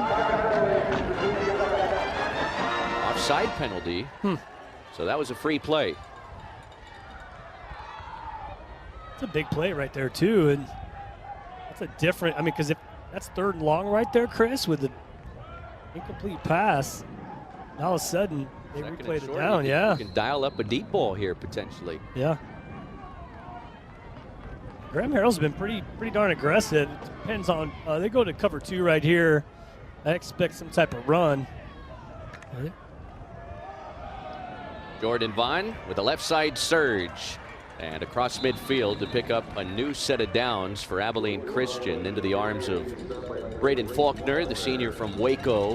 You think about this group for Lamar. Pete Rosamondo in his 3rd season leading this program took over a program that won just 1 game before his arrival, and a lot of these seniors stuck around through the coaching change and were a part of that 1-win season, and their career gets to culminate in a postseason appearance at the very least. Yeah, I mean, for a head coach to have guys that stuck with him, believed in what he was going to do as far as turning the program around, that's a huge blessing to have as a coach. Devon Gibson's first catch of the 2nd half. It takes him over the century mark, and it's another new set of downs for Abilene Christian to the 31. Well, that's the beauty you have when anytime you're a receiver that can stretch the field, you get play action, and now you're on the comeback. That corner has to respect the 9 route or the go route. Now you create all kinds of separation when you come back down on the 5 route, that deep comeback, and love the play call. And I like throwing that route on a play action. Gives your quarterback some time, especially rolling to the right-handed quarterback. I loved throwing that play. On first down, it's Rovan Banks. Backpedaling down to the 26. Armar Evans after a 5-yard carry for Banks. We've seen Banks, we've seen Jordan Vine. E.J. Wilson, who started this game at tailback and had a career-high 138 yards at Central Arkansas last week to close the regular season, has been sitting on the bench since the opening possession of the game. Got dinged up a little bit, and I think, you know, they got control of this game early, and I think it's a smart decision. Get EJ some treatment right away.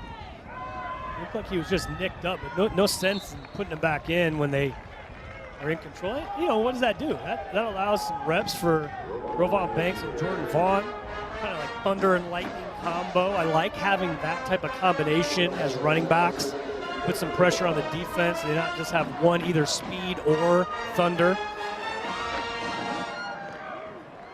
Third down, 5 yards to go for Abilene Christian as we wind inside of 5 minutes to play in the third quarter. This was our score coming out of halftime. A wide 2-by-2 set with the first down line just shy of the 20. And a marker down before the snap. It's the first penalty this afternoon against Abilene Christian. They were going to dial up some pressure right there, too. It's that money down, that third and medium becomes third and long now. Now it'll be interesting to see what happens here defensively for Lamar. Do you go back into a 2-zone or see? Coulter Lynch. It's like the center, yeah. The redshirt sophomore center from Lubbock. Looks like they might be dialing up some more pressure again. Well, got the 2 deep safeties. Two-man. Lamar brings 4. Earl slings it and has a completion 2 yards shy of the line to gain. Found Dallas Dudley. Now it's decision time for Keith Patterson and ACU. Right now the offense is staying out there for the Wildcats. They have yet to go for it on 4th down today. Only went for it on 4th down 12 times during the regular season. I like this play right here. It's a curl route against man coverage. Always hated run routes against that. You got the 2 deep safety, but you got man-to-man underneath. Good pitch and catch. Lamar trying to stay in this football game. On 4th and 2, quick zip over the middle and incomplete. Radrian Balltrip, the intended target. The throw was behind him. And Lamar's defense rises to the occasion on 4th down as Abilene Christian gives it back. Nobody has scored in our third quarter. 3:38 to play. Still 24-7 ACU in the opening round of the FCS Championship on ESPN. Well, you get this late in a college football season and you can't help but think about the future, and ESPN NFL draft analyst Jordan Reed piecing together the top draft eligible prospects at this level. A couple of Bison seemingly always on the list. There's Southpaw quarterback Cole Payton, Bryce Lance, of course, the younger brother of Trey Lance, the former Bison quarterback. Charles Demings will see the winner of this game next week for Stephen F. Austin. How about Harvard in the Ivy League championship game, losing to Yale last week, but the Crimson still making the postseason as an at-large Jalen Jones, a terrific corner at William and Mary. The slant complete over the middle. Isaiah Jones on the move with one man to beat. And here comes Lamar with a 76-yard touchdown on the first play from scrimmage this possession. Okay, just when you thought we were out of it, tell me there's a chance. Wow. That was ridiculous. Look at it. Looks safety off, comes back, goes a little seam route. You ain't catching Isaiah Jones all the way to the house. Beautiful play. Gets the Cardinals right back in the game, Chris. He said, put me on that next level prospect list. That's right. One play, 77 yards. Isaiah Jones, who didn't have a touchdown grab all season prior to last week, has now hauled in touchdowns in consecutive games. And it's 14 unanswered for Lamar as Aiden McCown placed it on the money, and Jones did the rest himself. Well, not only did he place it right on the chest, but he looked that safety off, and you could tell that he's grown up in a football household, because that's those little things right there. Looking the safety off and then coming backside to that skinny post. Beautiful ball. 7th career touchdown catch for Isaiah Jones, the senior from Normandy, Texas. And Lamar, with all the momentum in this football game, all of the sudden, Jones 2 catches, 77 of his 83 yards on that last touchdown. And the Cardinals, they've got some life over there on that visiting sideline. Yeah, we talk a lot about, especially at the quarterback position, so much of the game is confidence, Chris. And right here you see Aiden McCown back against the wall, counted out, had a tough game last week. Now he comes in here and just refuses to give up. And that execution of that last play, those are the little things. And, you know, Coach Rosamondo, he talked about detail. That's a detail right there. That's a little thing that a lot of quarterbacks, they overlook. And as a result, don't make plays like that. But hats off to Aiden McCown. Beautiful ball. Short kick taken back by the upback across the 35-yard line. Filet Nakun Jr., reserve wide receiver from Orlando, Florida, on the kick return for Abilene Christian. How did the Wildcats get back on track here? They led this game 24-0. It looked like they were going to run away from Lamar. It's a 10-point game with 3 minutes left in the third. Well, it's, you know, this is one of the struggles and challenges of a coaching staff, right? You're on fire in the first half. You go into the halftime. Are the guys on their cell phones checking scores from other games? Or are they locked in? And in a world with social media and this kind of stuff, I think right now regaining focus and getting back to how they started this game is going to be key. On first down, Stone Earl on the money to Eddie Henry, the tight end. And he rumbles ahead to the 43, 8 yards on the pass play. Lamar trying to come on back in this game.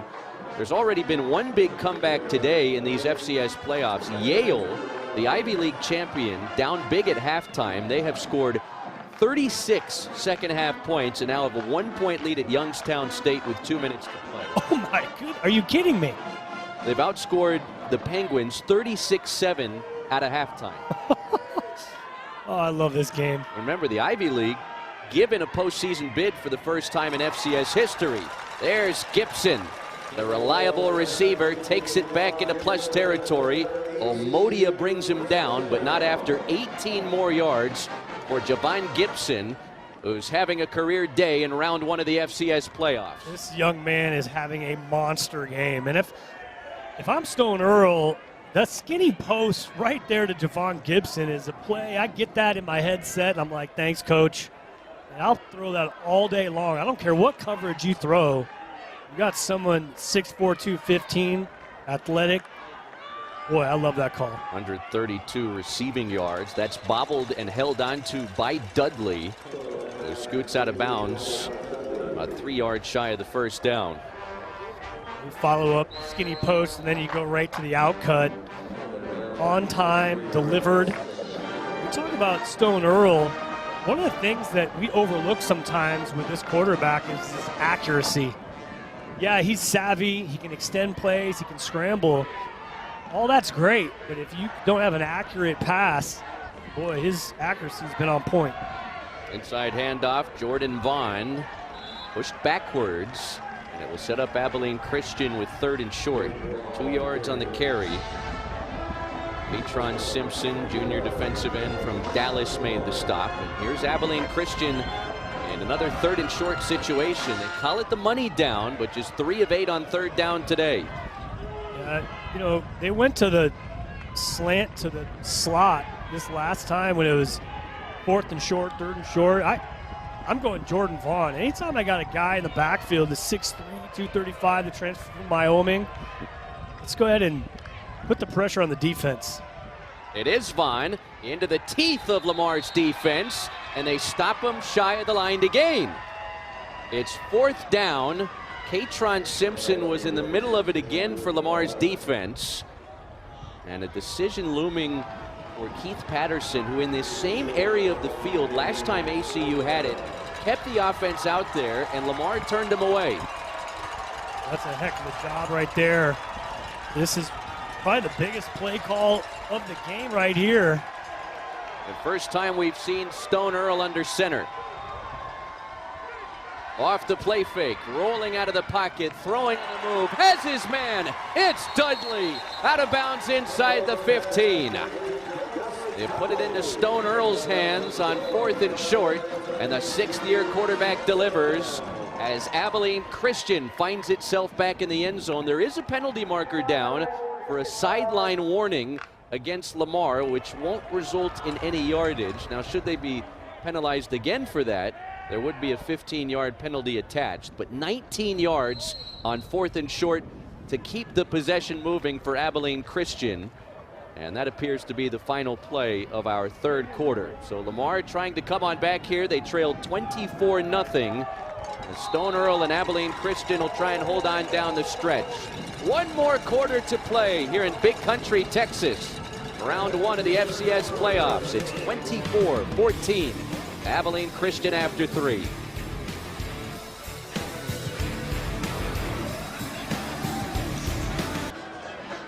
Stone Earl has been one of the most accurate quarterbacks at this level of college football this season. 67% completion rate through the regular year, and has been even better today. 23 completions, 29 attempts. That's good for about 80%.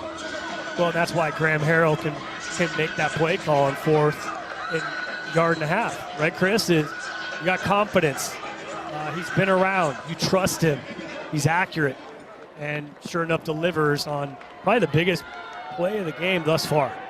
A 4th down conversion ended the third, and now Abilene Christian in the red zone for a 4th down, a 4th time today. They set up the screen pass to Javon Gibson, and he's gang tackled shy of the 5-yard line down at the 6. 6 yards on the pass play. 8th catch for Javon Gibson, the one-time Baylor Bear, as Abilene Christian gets closer to the goal line. I really like this kid. He reminds me a lot of Jaden Higgins, Iowa State, who's now with the Houston Texans. Big body, athletic, a deep threat, and a guy that clearly plays with a lot of confidence. And anytime you're 6'4" and you can run like that, to me, you're going to find somewhere in NFL training camp. Earl keeps it, zigzags to the goal line, and he's in. Touchdown for Abilene Christian early in the 4th quarter.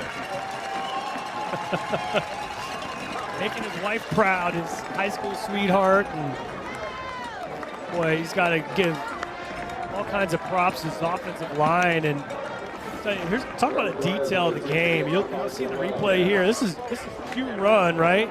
Q counter. Look at him set up. He's acting like he's going to go wide. The defenders go wide. He cuts back underneath. That's just patient, smart, veteran quarterback.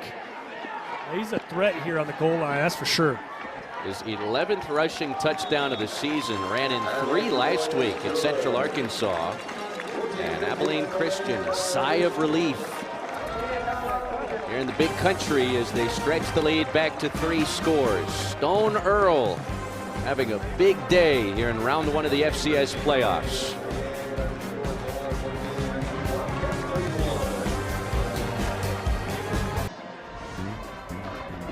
Well, the FCS is a loaded level of college football. Previously Division I AA, and so many of the all-time greats got their starts at FCS programs. You think of Randy Moss, Michael Strahan, the pride of Texas Southern, Jared Allen, the Idaho State Bengal, T.O., the proud Chattanooga Mock. There's some of the many FCS stars, Hall of Famers, and who knows what we might be looking at in this matchup. The Southland at-large Lamar Cardinals, the UAC champion Abilene Christian with an early 4th quarter touchdown to reclaim a 3-score lead. Stone Earl doing his best Kurt Warner impression here today, and I had the privilege of playing with Kurt over in NFL Europe before he got big, and was the best man at my wedding. And my spiritual mentor really got me started off on the right foot, my faith, and Stone doing a great job. Same type thing, man, just making play after play, leading his team. And they're going to need that type of veteran leadership if they're going to go on in these playoffs. And I say it all the time, man. If you don't have a good quarterback that can stay steady through adversity, you're not going to really advance real far. And Stone's a guy. He's, joking around, the whole full circle, right? I mean, but it's true. When you live life a little bit, and you leave, kind of go through some ups and downs, and now you come back, get married, mature. No one else I'd rather have leading my football team than Stone Earl right now. Hendon Fuselier on the kick return for Lamar and knocked backwards. Oh, boy. He took a big pop there. TJ Marshall on special teams lowered the shoulder and brought down the kick returner. Abilene Christian, a first-round FCS playoff winner last season at home. They blanked Northern Arizona. Their season came to an end against the defending national champs, North Dakota State.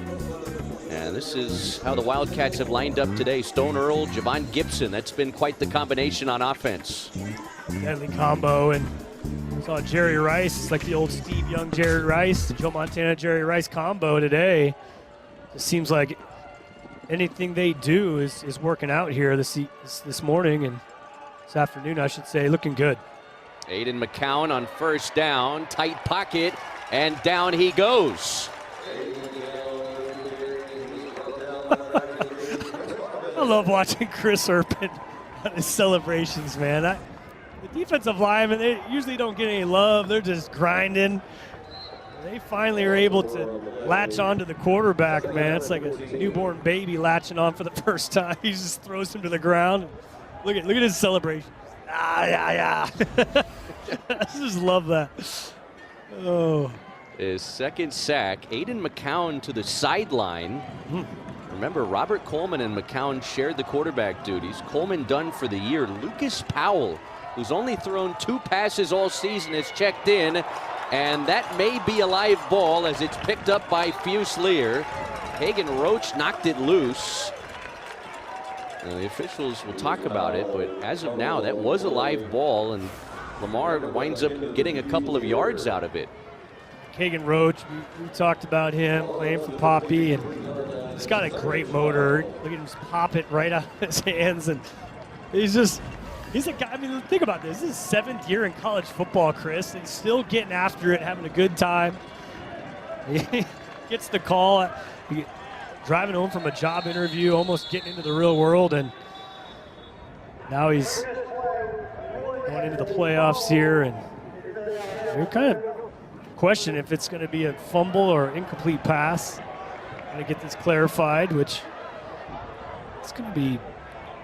I think Lamar's rooting for this to be a fumble because it gets them just a couple yards closer to where they need to be. I think McCown's helmet had popped off the play prior, and that's why he was to the sideline. Good to know. It was interesting to watch Lucas Powell drop to throw. The redshirt freshman did complete a couple of passes in a lopsided win against Northwestern State earlier this year. Call on the field is a fumble. All depends on how far around Lucas Powell was in his windup and throwing motion. It's kind of hard to tell here. Probably call that either way. That's going to be super tricky for the officials to get any type of delineation. Probably going to go with whatever the call was on the field. They'll probably have to stay with it because I don't know if there's going to be a lot of conclusive evidence here. I just love the motor of Hagan Roach, man. Grandpa plays tight end in Oklahoma. He talks a lot about how his dad was his coach, and having a dad and a grandpa that played the game, invested in him well. Fun to see what he does.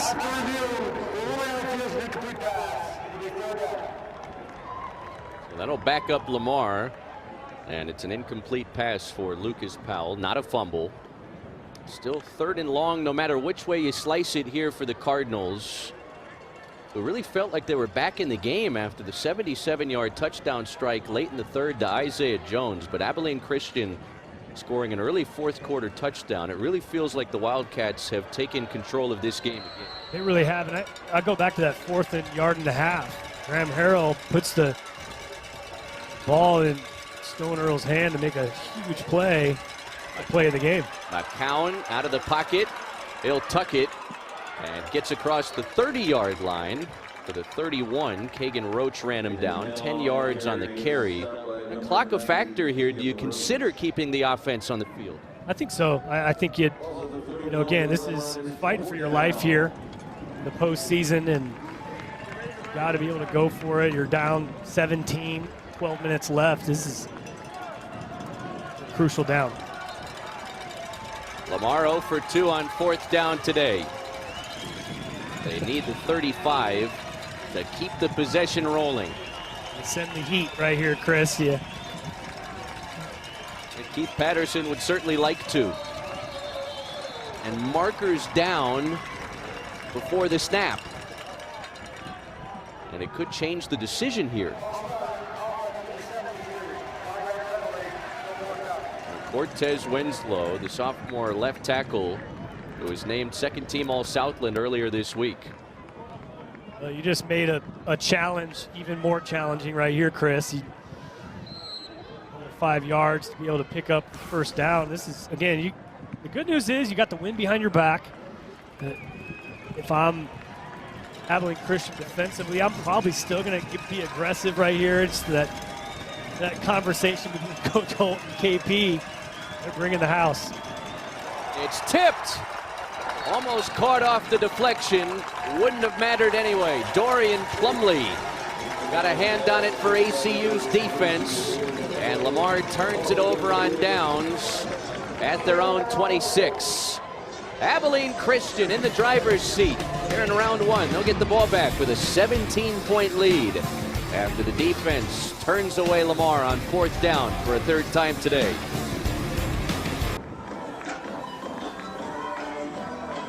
Here of Abilene, Texas, the Abilene Christian Wildcats, who made their first ever FCS playoff a season ago, back in the postseason mix this year with a 17-point lead over the Lamar Cardinals from the Southland. Elsewhere in these FCS playoffs, 3 final scores. Rhode Island from the CAA, Villanova from the Coastal Athletic Association winners. How about Yale's huge second half comeback in Missouri Valley football country as they take down Youngstown State, the Ivy League champs, moving on. South Dakota 28 unanswered. A big 4th quarter lead over Drake. South Dakota State, you knew if they got in, they'd be a problem. 31-point lead over New Hampshire. And a low-scoring game in Tennessee and in Hammond, Louisiana. Off the play fake, Earl lets it rip, middle of the field. Javon Gibson into the purple pay dirt for his 2nd touchdown today. Oh, wow. Let's go ahead and put the nail in the coffin, the foot on the gas, and beautiful play action. It had me fooled up here in the booth. I thought for sure going to Jordan Vaughn. Let's take a look at the replay right here. Just great play action. And then goes to the money man of the day, Javon Gibson. Boy, just throw it up to this guy. Beautiful ball. Javon Gibson secures the catch. He's having a heck of a day. 26-yard pass play and a 1-play possession that results in 7 more points for Abilene Christian. They've scored 2 touchdowns here in the first 4 minutes of the 4th quarter. And Javon Gibson, who closed the regular season with back-to-back 100-yard outings, might be having his best game of his college career here today in the postseason. This type of game is the game that gets you into an NFL camp. Like I said, the comp for me was Jaden Higgins. Double coverage, just throw the ball up, make a play. But the combo of that type of size, but also speed and athleticism, timing, he makes that look so easy. That's not easy. Be able to high point the ball right there, and boy, if I'm an NFL scout, I'm looking at him as a sleeper. Now remember, he was highly recruited out of high school, goes to Baylor, ends up coming back here, and him and Stone, you could just tell they got something cooking here. And as you head into the playoff, deeper into the playoffs, that's what you'll need, right? Big plays at just the right time. And I like that Graham Harrell, he couldn't easily run the clock out and that kind of stuff, but they're going to need those type of plays here as they advance. And this, excellent job. All smiles on that ACU sideline. Lamar had scored 14 unanswered after Abilene Christian came away with the first 24 points of the game. But the Wildcats have responded with 14 unanswered of their own. Javon Gibson has had his fingerprints all over this offensive masterclass from the Wildcats today. It's the first multiple touchdown game of his career. Good time to be able to have your first match. It's been all over the field. 6 cut, doesn't matter. You got the in cut, you got the go route, you got the comeback. He's got the complete NFL route tree in him. Of course, Stone Earl, got to have a quarterback that can hit him the rock, and offensive line that can create protection. Numbers over 100 yards in the last 3 games. The tunnel screen batted away by Noah Mangum, the cornerback. Cowan trying to get it to the flat for Fusilier. So Lamar, it was an uphill climb when they fell behind 24-0 early in the second quarter.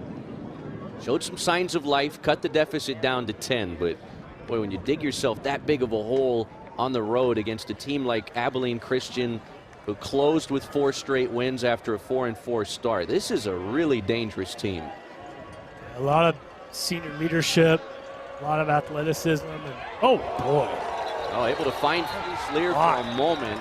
Goodness. And the ball pops loose. It's incomplete. Dorian Plumley has been delivering some big hits from the secondary, but it was Will Schaefer that time, the All-American from a season ago.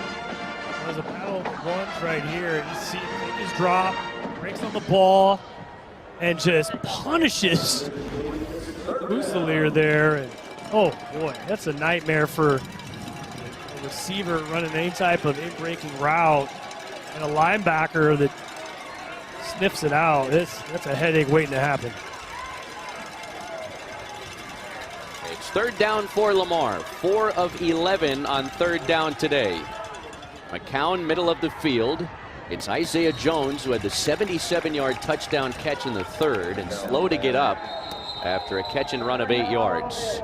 Jocelyn Malaska, the former Oklahoma Sooner and Utah Ute, delivered the big hit on Isaiah Jones.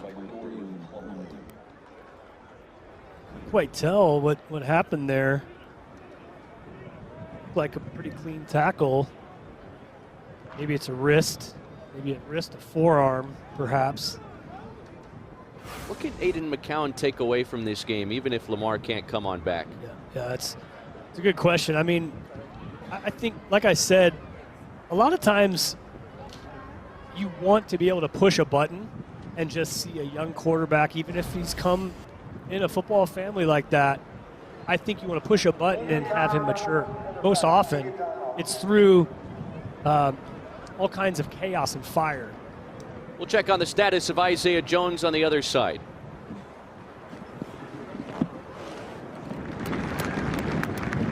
Scary moment here for Lamar senior wide receiver Isaiah Jones, who had a 77-yard touchdown catch earlier in this second half. Landed awkwardly on an 8-yard catch and run on 3rd down, and being helped back to the Cardinals sideline. Unfortunately, it's that left elbow when you brace right there.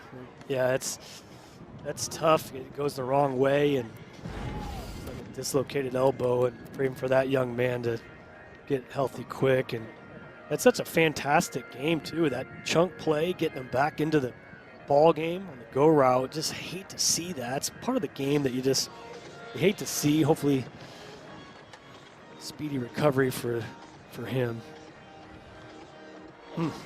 Jones, Lamar's leading receiver in this game with 3 catches for 91 yards and a touchdown. Been with the program for 4 years. And you talk about the guys that have been here for 4 years that were part of a 1-win season as true freshmen and budding into a playoff contender each of the last 2 years and finally getting there this season. That's right. It means the world to Coach Rosamondo. We talked to him about that. 4th down, Aiden McCown will pick up the 1st down. A lot of guys would dip, and he and many others stayed, and they believed in turning the program around, and they've done it. I mean, are you kidding me? They've back-to-back. McCown chased out of the pocket here, trying to direct traffic downfield, lofting the sideline, and out of bounds, incomplete. Tyson Williams covering Blake Thomas. Unfortunately, injuries have been a big part of the storyline for Lamar down the stretch. McCown and Robert Coleman were part of a 2-quarterback system that Pete Rosamondo is very comfortable running until Coleman suffered a season-ending collarbone injury. I think Coleman, he's a runner too. He's scrappy, and it always puts pressure on defenses anytime you can pass and run. On 2nd down, the dump off over the middle, LaDamian McDowell, the true freshman from New Orleans, who figures to be a big piece moving forward for this program if they can retain him. I'll tell you what, Chris, Will Schaefer's been one of my MVPs defensively. He's no complete package. He's a blitzing linebacker. He can play coverage, physical. McCown takes a shot down the sideline. Late marker comes in on another pass intended for Blake Thomas. It was covered by Noah Mangum.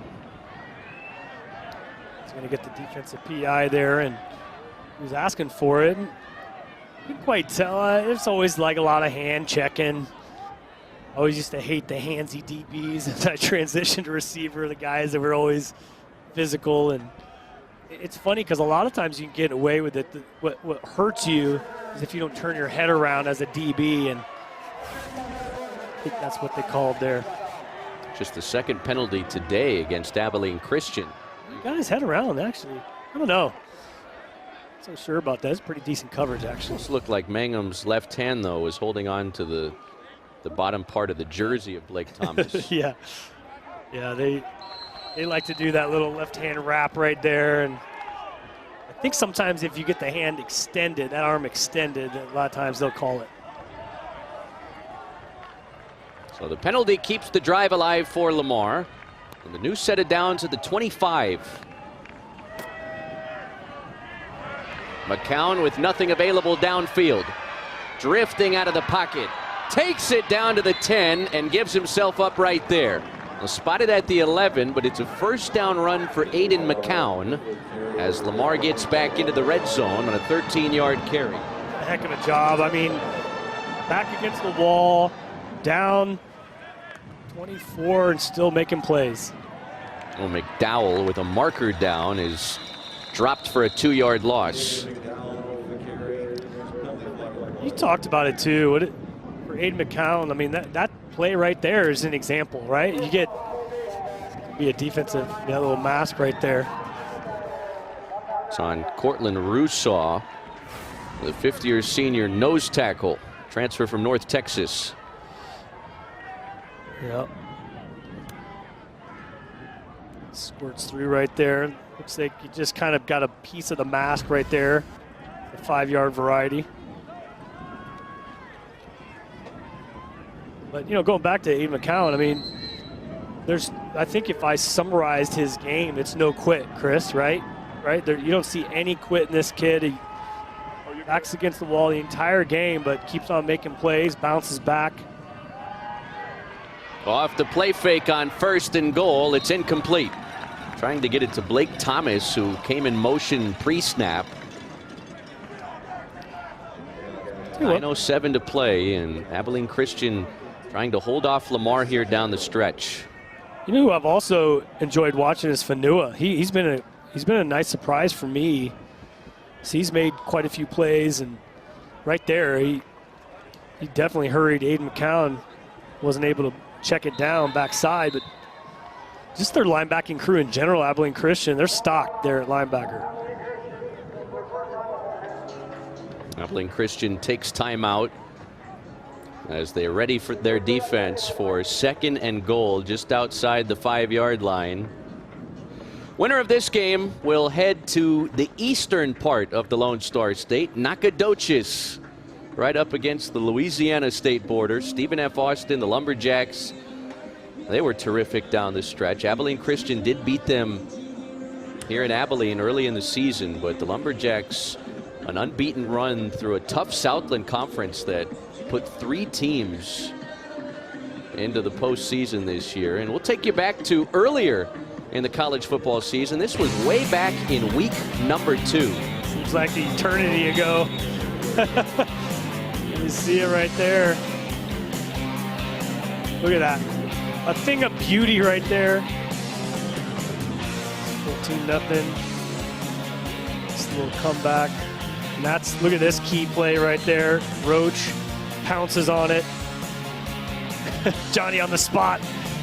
He didn't pull out the huge victory. And we talked about this, Chris, right? To be able to beat the team again 2 times in a season, super tough, and creates a fascinating matchup in week 2. Devin Gibbs, first team all Southland tight end, the target in the back left corner of the end zone. Incomplete, so it brings up 3rd and goal for Lamar. And 4 of 12 on 3rd down today. That's the other thing I think that you talk about, creating a quarterback where you get a guy that's in your face all game long and still stands steady in the pocket and delivers. Off the play fake again and incomplete. Looking for Devin Gibbs again, but the throw is at his feet, and it's 4th and goal.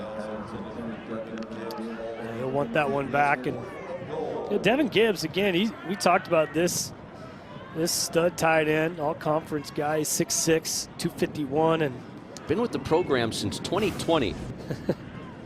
His cousin, actually, Jalen Gibbs, plays on Abilene Christian. Would have been nice at Christmas dinner to be able to kind of rub it in if he would have scored right there. 4th and goal. McCown feels the pressure, gets it away. It's tipped in the air and almost intercepted, but it's another 4th down stop for Abilene Christian's defense.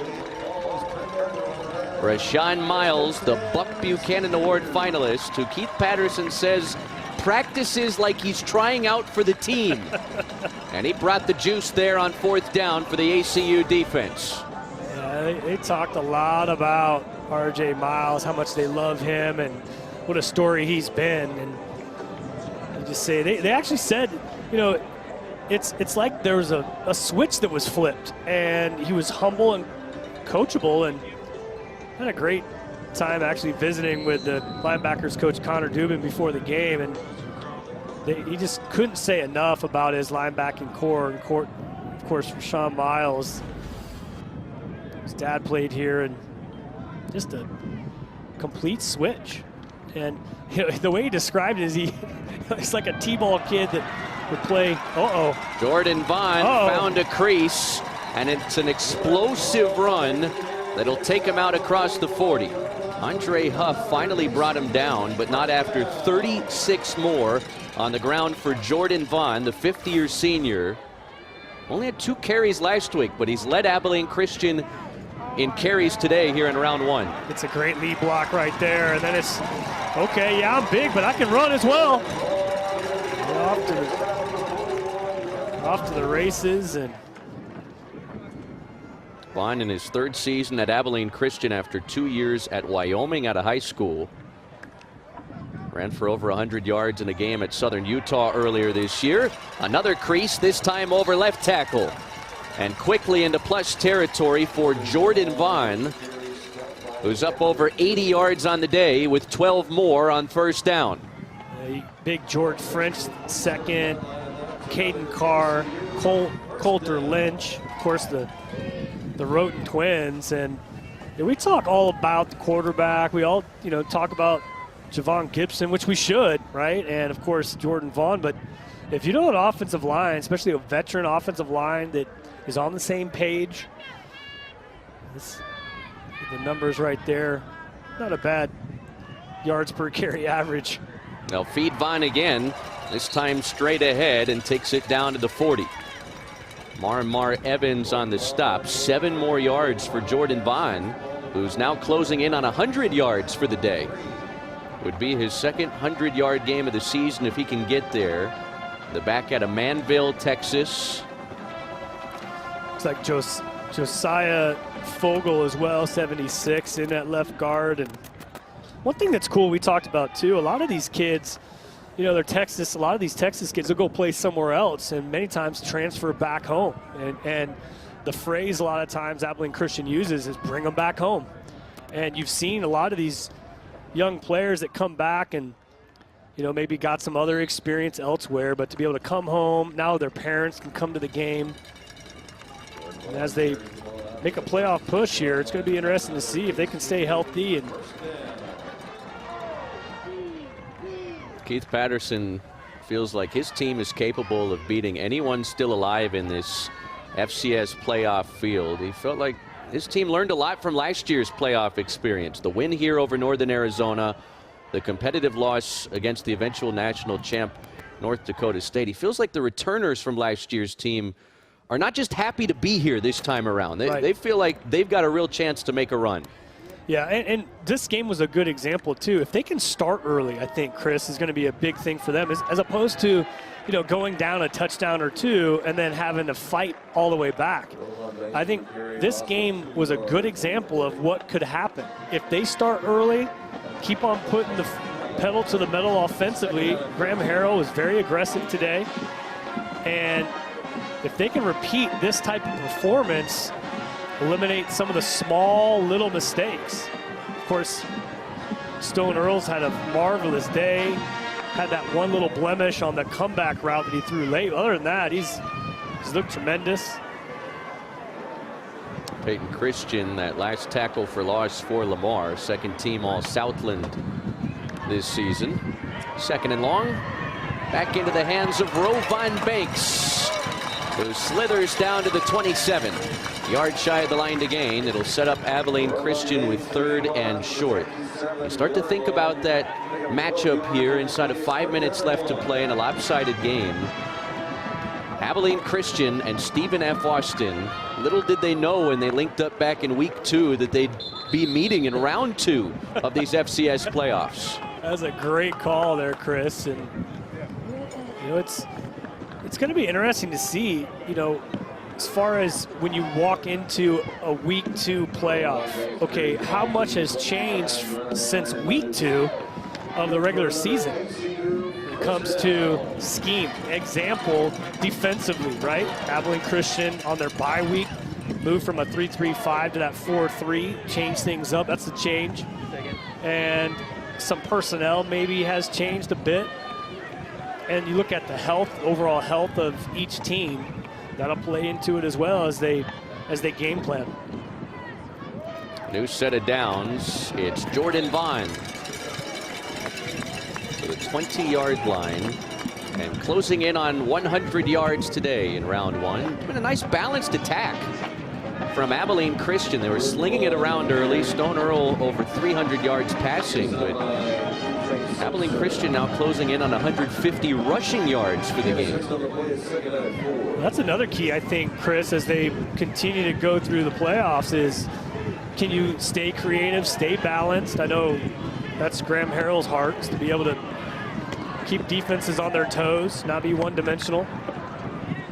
25th best defense in the FCS. And Abilene Christian averaging more than 7 yards per play today. Short run there will put the Wildcats in a 3rd and short situation. Wind starting to pick up now, and fortunate to be playing this game in the weather we did. 70 degrees and sunny at kickoff. An extreme cold front is expected to hit this region overnight.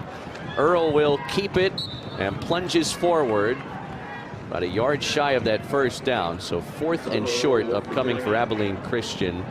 It's all pretty much academic at this juncture, inside of 3 minutes on the fourth quarter clock.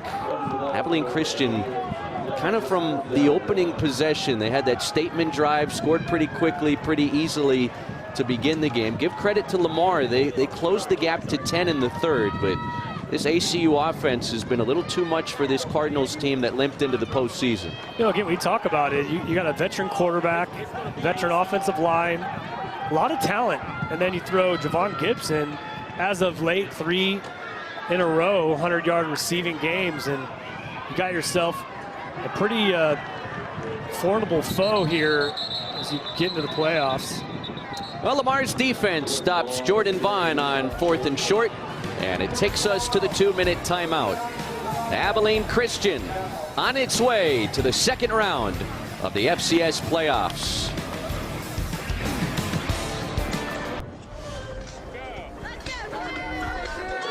Final 2 minutes here in Abilene, Texas. And the bracket all but filled with the Wildcats in control here, 38-14 over Lamar. They would set up a Week 2 rematch with Stephen F. Austin, a terrific game that came down to the wire here in Abilene. But no question, the FCS playoffs, it runs through North Dakota State. Championship being held in Nashville Monday, January 5th, 7:30 Eastern on ESPN. The Bison in their 16th straight postseason. 22 straight wins between 2011 and 2016, and well, under first-year head coach Tim Polasek last year, they narrowly defeated Montana State, and the #1 overall seed in these playoffs, and poised to do it again this season as LaDamian McDowell has a big catch and run on first down. Are you taking the field or the Bison? Bison, baby. Got to be the Bison. Cole Payton, man, he's an Omaha kid. Love watching him in high school. He's super athletic, big old lefty. Got a lot of experience. As you mentioned, they had packages, I think his sophomore and junior year for him. Now he's taken over, and he's fun to watch. Minute 36 left in this game. And a lot of takeaways for a young Lamar team. They'll say goodbyes to some impactful upperclassmen, but have to figure Aiden McCown will be better because of this experience today in the future. No question about it. On second down, McCown whips it over the middle, has his man Jaden Boyd with a first down and a whole lot more to the 37-yard line of Abilene Christian. Christian Oku makes the stop. I mean, these young quarterbacks, we talk about it, they're formed under fire. On the road, back against the wall, no quit. Tough, taking shots, still gunning them deep, you can tell. Lets it rip again and finds Ja'Cory Hyder, the tight end. Well, Lamar going to try and get on the ball quickly here and add some points before it's all said and done. McCown well over 200 passing yards now after the last 2 completions.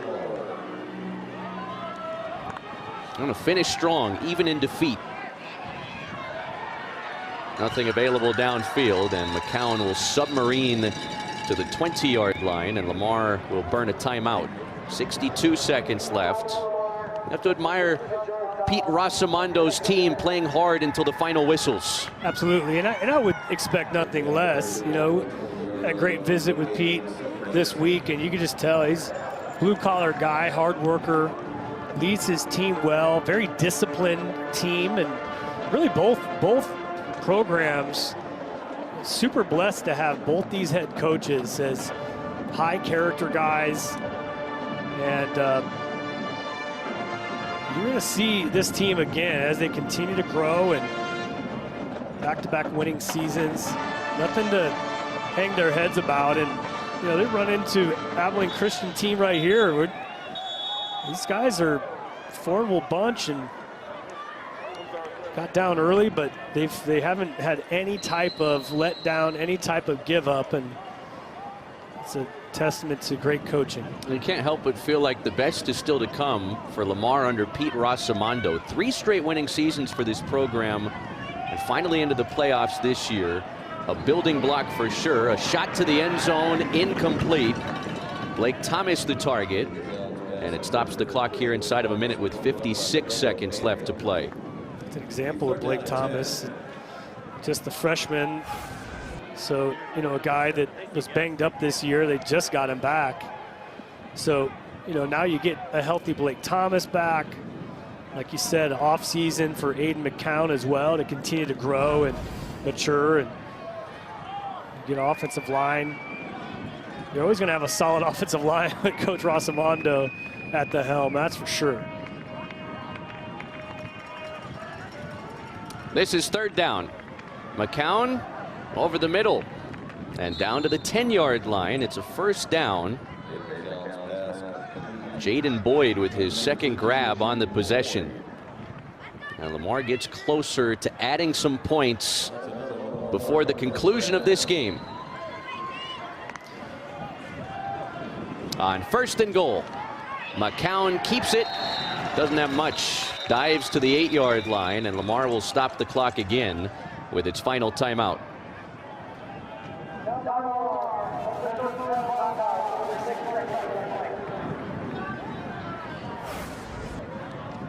It's a good job by Fowler here. This is probably going to score right here, and he dives and kind of little shoelace tackle. Kind of got banged up a bit here.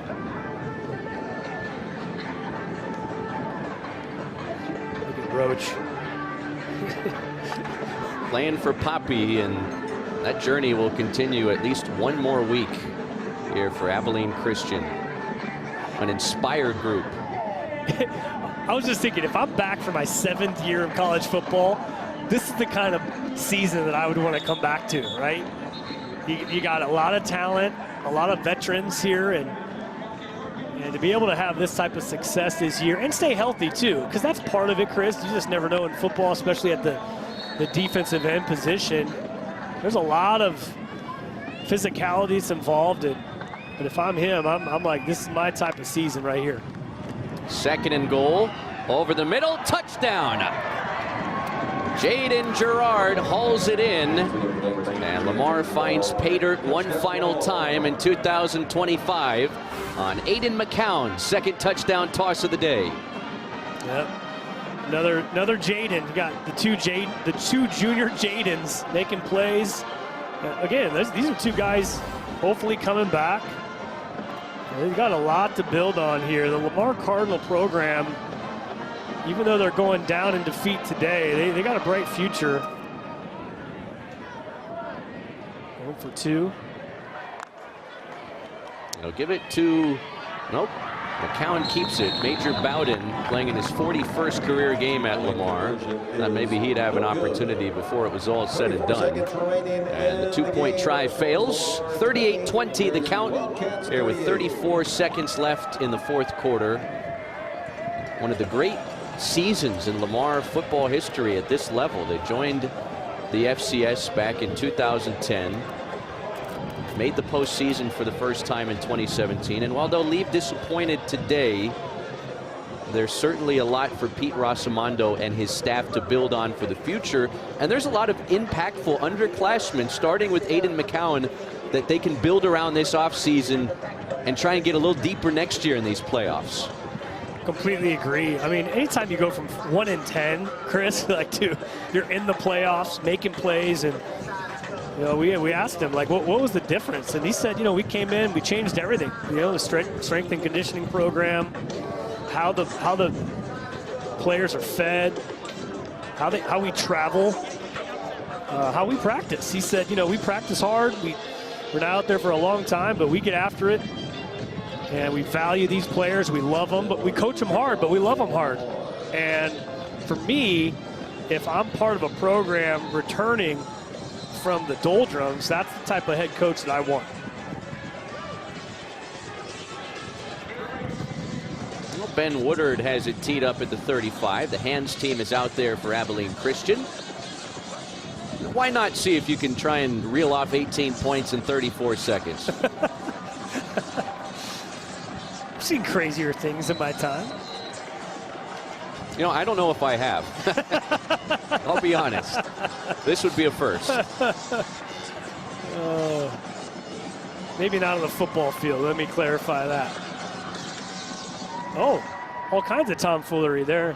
And the hands team recovers the loose ball Abilene Christian, one kneel down away from taking this thing to round 2 and making it back-to-back round 1 victories at home in their first ever FCS playoff appearances each of the last 2 late Novembers. I'm excited for this team. And for Keith Patterson, his group was locked in from the jump. They dominated the early portions of the first. Lamar was able to make things interesting in the third, but Abilene Christian never really left much doubt this afternoon at home. Well, talking to KP, remember their very first team meeting, January 10, 2022. He said, hey, if you stick around, you're going to become a champion. And the guys that did, and even the guys that came back, they're experiencing that as they move on to the second round.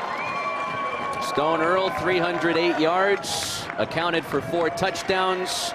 A big day for Javon Gibson, who caught 2 touchdowns for the first time in his FCS career. And Abilene Christian is marching on to the second round of the FCS playoffs, headed to East Texas to tangle with the Southland champ, Stephen F. Austin. 38-20 your final score today from Wildcat Stadium in Big Country, Texas. Abilene Christian keeps their season alive, and Lamar's season comes to an end here in their second ever FCS postseason appearance in the brief FCS history of their program.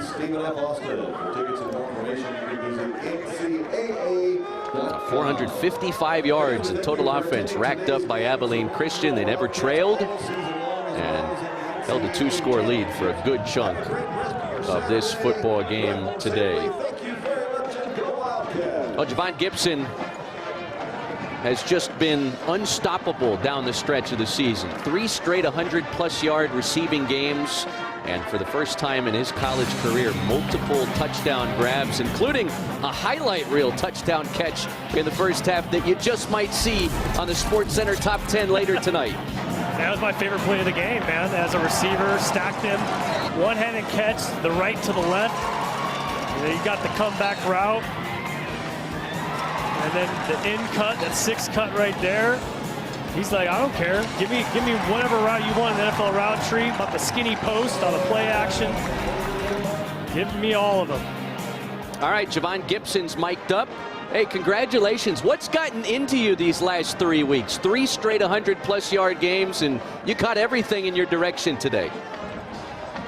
I want to give all thanks to God, man. You know, like these last couple of weeks, you know, we really needed it, and like we couldn't afford a loss. So like, in my opinion, I just wanted to make sure that I did my part in like my game to like make sure that we won and got things done the right way. So like, you know, just really just been inspirational and not wanting to lose these last few games to get these playoffs. And like now we're running the table, so yeah. I love it. I love it, Javon. I love being able to celebrate with your teammates as well. How's it feel, man, going to the second round of the playoffs? Man, I mean, honestly, it feels blessed. You know, last year we went to the second round and, you know, we lost. We had a chance to win that game, but, you know, it's a new year, new opportunity. So, you know, we're going to run the tables, like I said, and, you know, we're going to see what happens next week. You see a familiar foe on the other side. Way back in week 2, you guys took care of business against Stephen F. Austin. What do you remember about the Lumberjacks, and what will be the most challenging thing about going on the road and taking care of business again next week? I give those guys props. You know, a lot of those guys are athletic over there. And, you know, I've trained with a few of the guys over there, but, you know, it's just going to be who can be more fundamentally sound and who can make more plays that day. Javon Gibson, 9 catches, $164, 2 tutties. Thanks for your time. Congratulations on the win, and we'll see you next week in Nacogdoches. I just love the word Nacogdoches. I don't know if I'm saying it right. Say it 5 times real quick. Yeah, exactly. Well, the first round of the FCS playoffs all but in the books. North Dakota appears they'll hold on at the OVC champ Tennessee Tech. Everything else has gone final around the first round of the FCS playoffs. The big surprise, Yale, the Ivy League champ, erasing a big halftime deficit and upsetting 15th ranked Youngstown State. Rest of the postseason taking shape for the most part here, the FCS playoffs. Tennessee Tech Southeastern, a couple of other national seeds that failed to take care of business at home earlier today. And, well, you get a little more clarity as you move along in these playoffs. Yale will go to Bozeman, take on Montana State, the Big Sky champ, and it'll be Abilene Christian, the UAC champ, and the Southland champ, Stephen F. Austin, another all Lone Star State matchup. What do you look forward to in that one next weekend? I like what Javon said. Who's going to be most fundamentally sound, right? The farther you go, the details matter the most, right? And so, and who's going to make the big plays? You get Stone Earl, to me, he's going to be the difference maker. Wiley Vet makes plays at the, when big plays need to happen, big players make them. That's what I'm going to be looking for. Tough to beat playoff football this time of year. Abilene Christian moving on. The 10th seed Wildcats will visit the 7th seed Stephen F. Austin next Saturday at 1 o'clock Eastern on ESPN+. Special thanks to our producer Graham Taylor, director Jason Wold. Abilene Christian, they lead wire to wire this afternoon in Big Country, Texas, and defend home field with a 38-20 victory over Lamar. For Todd Doxson, I'm Chris Sylvester saying so long from Abilene, where the ACU Wildcats are marching on to round 2. All games airing on the ESPN networks are streaming live and archived on the ESPN app. This has been a presentation of ESPN. Enjoy the rest of your Saturday.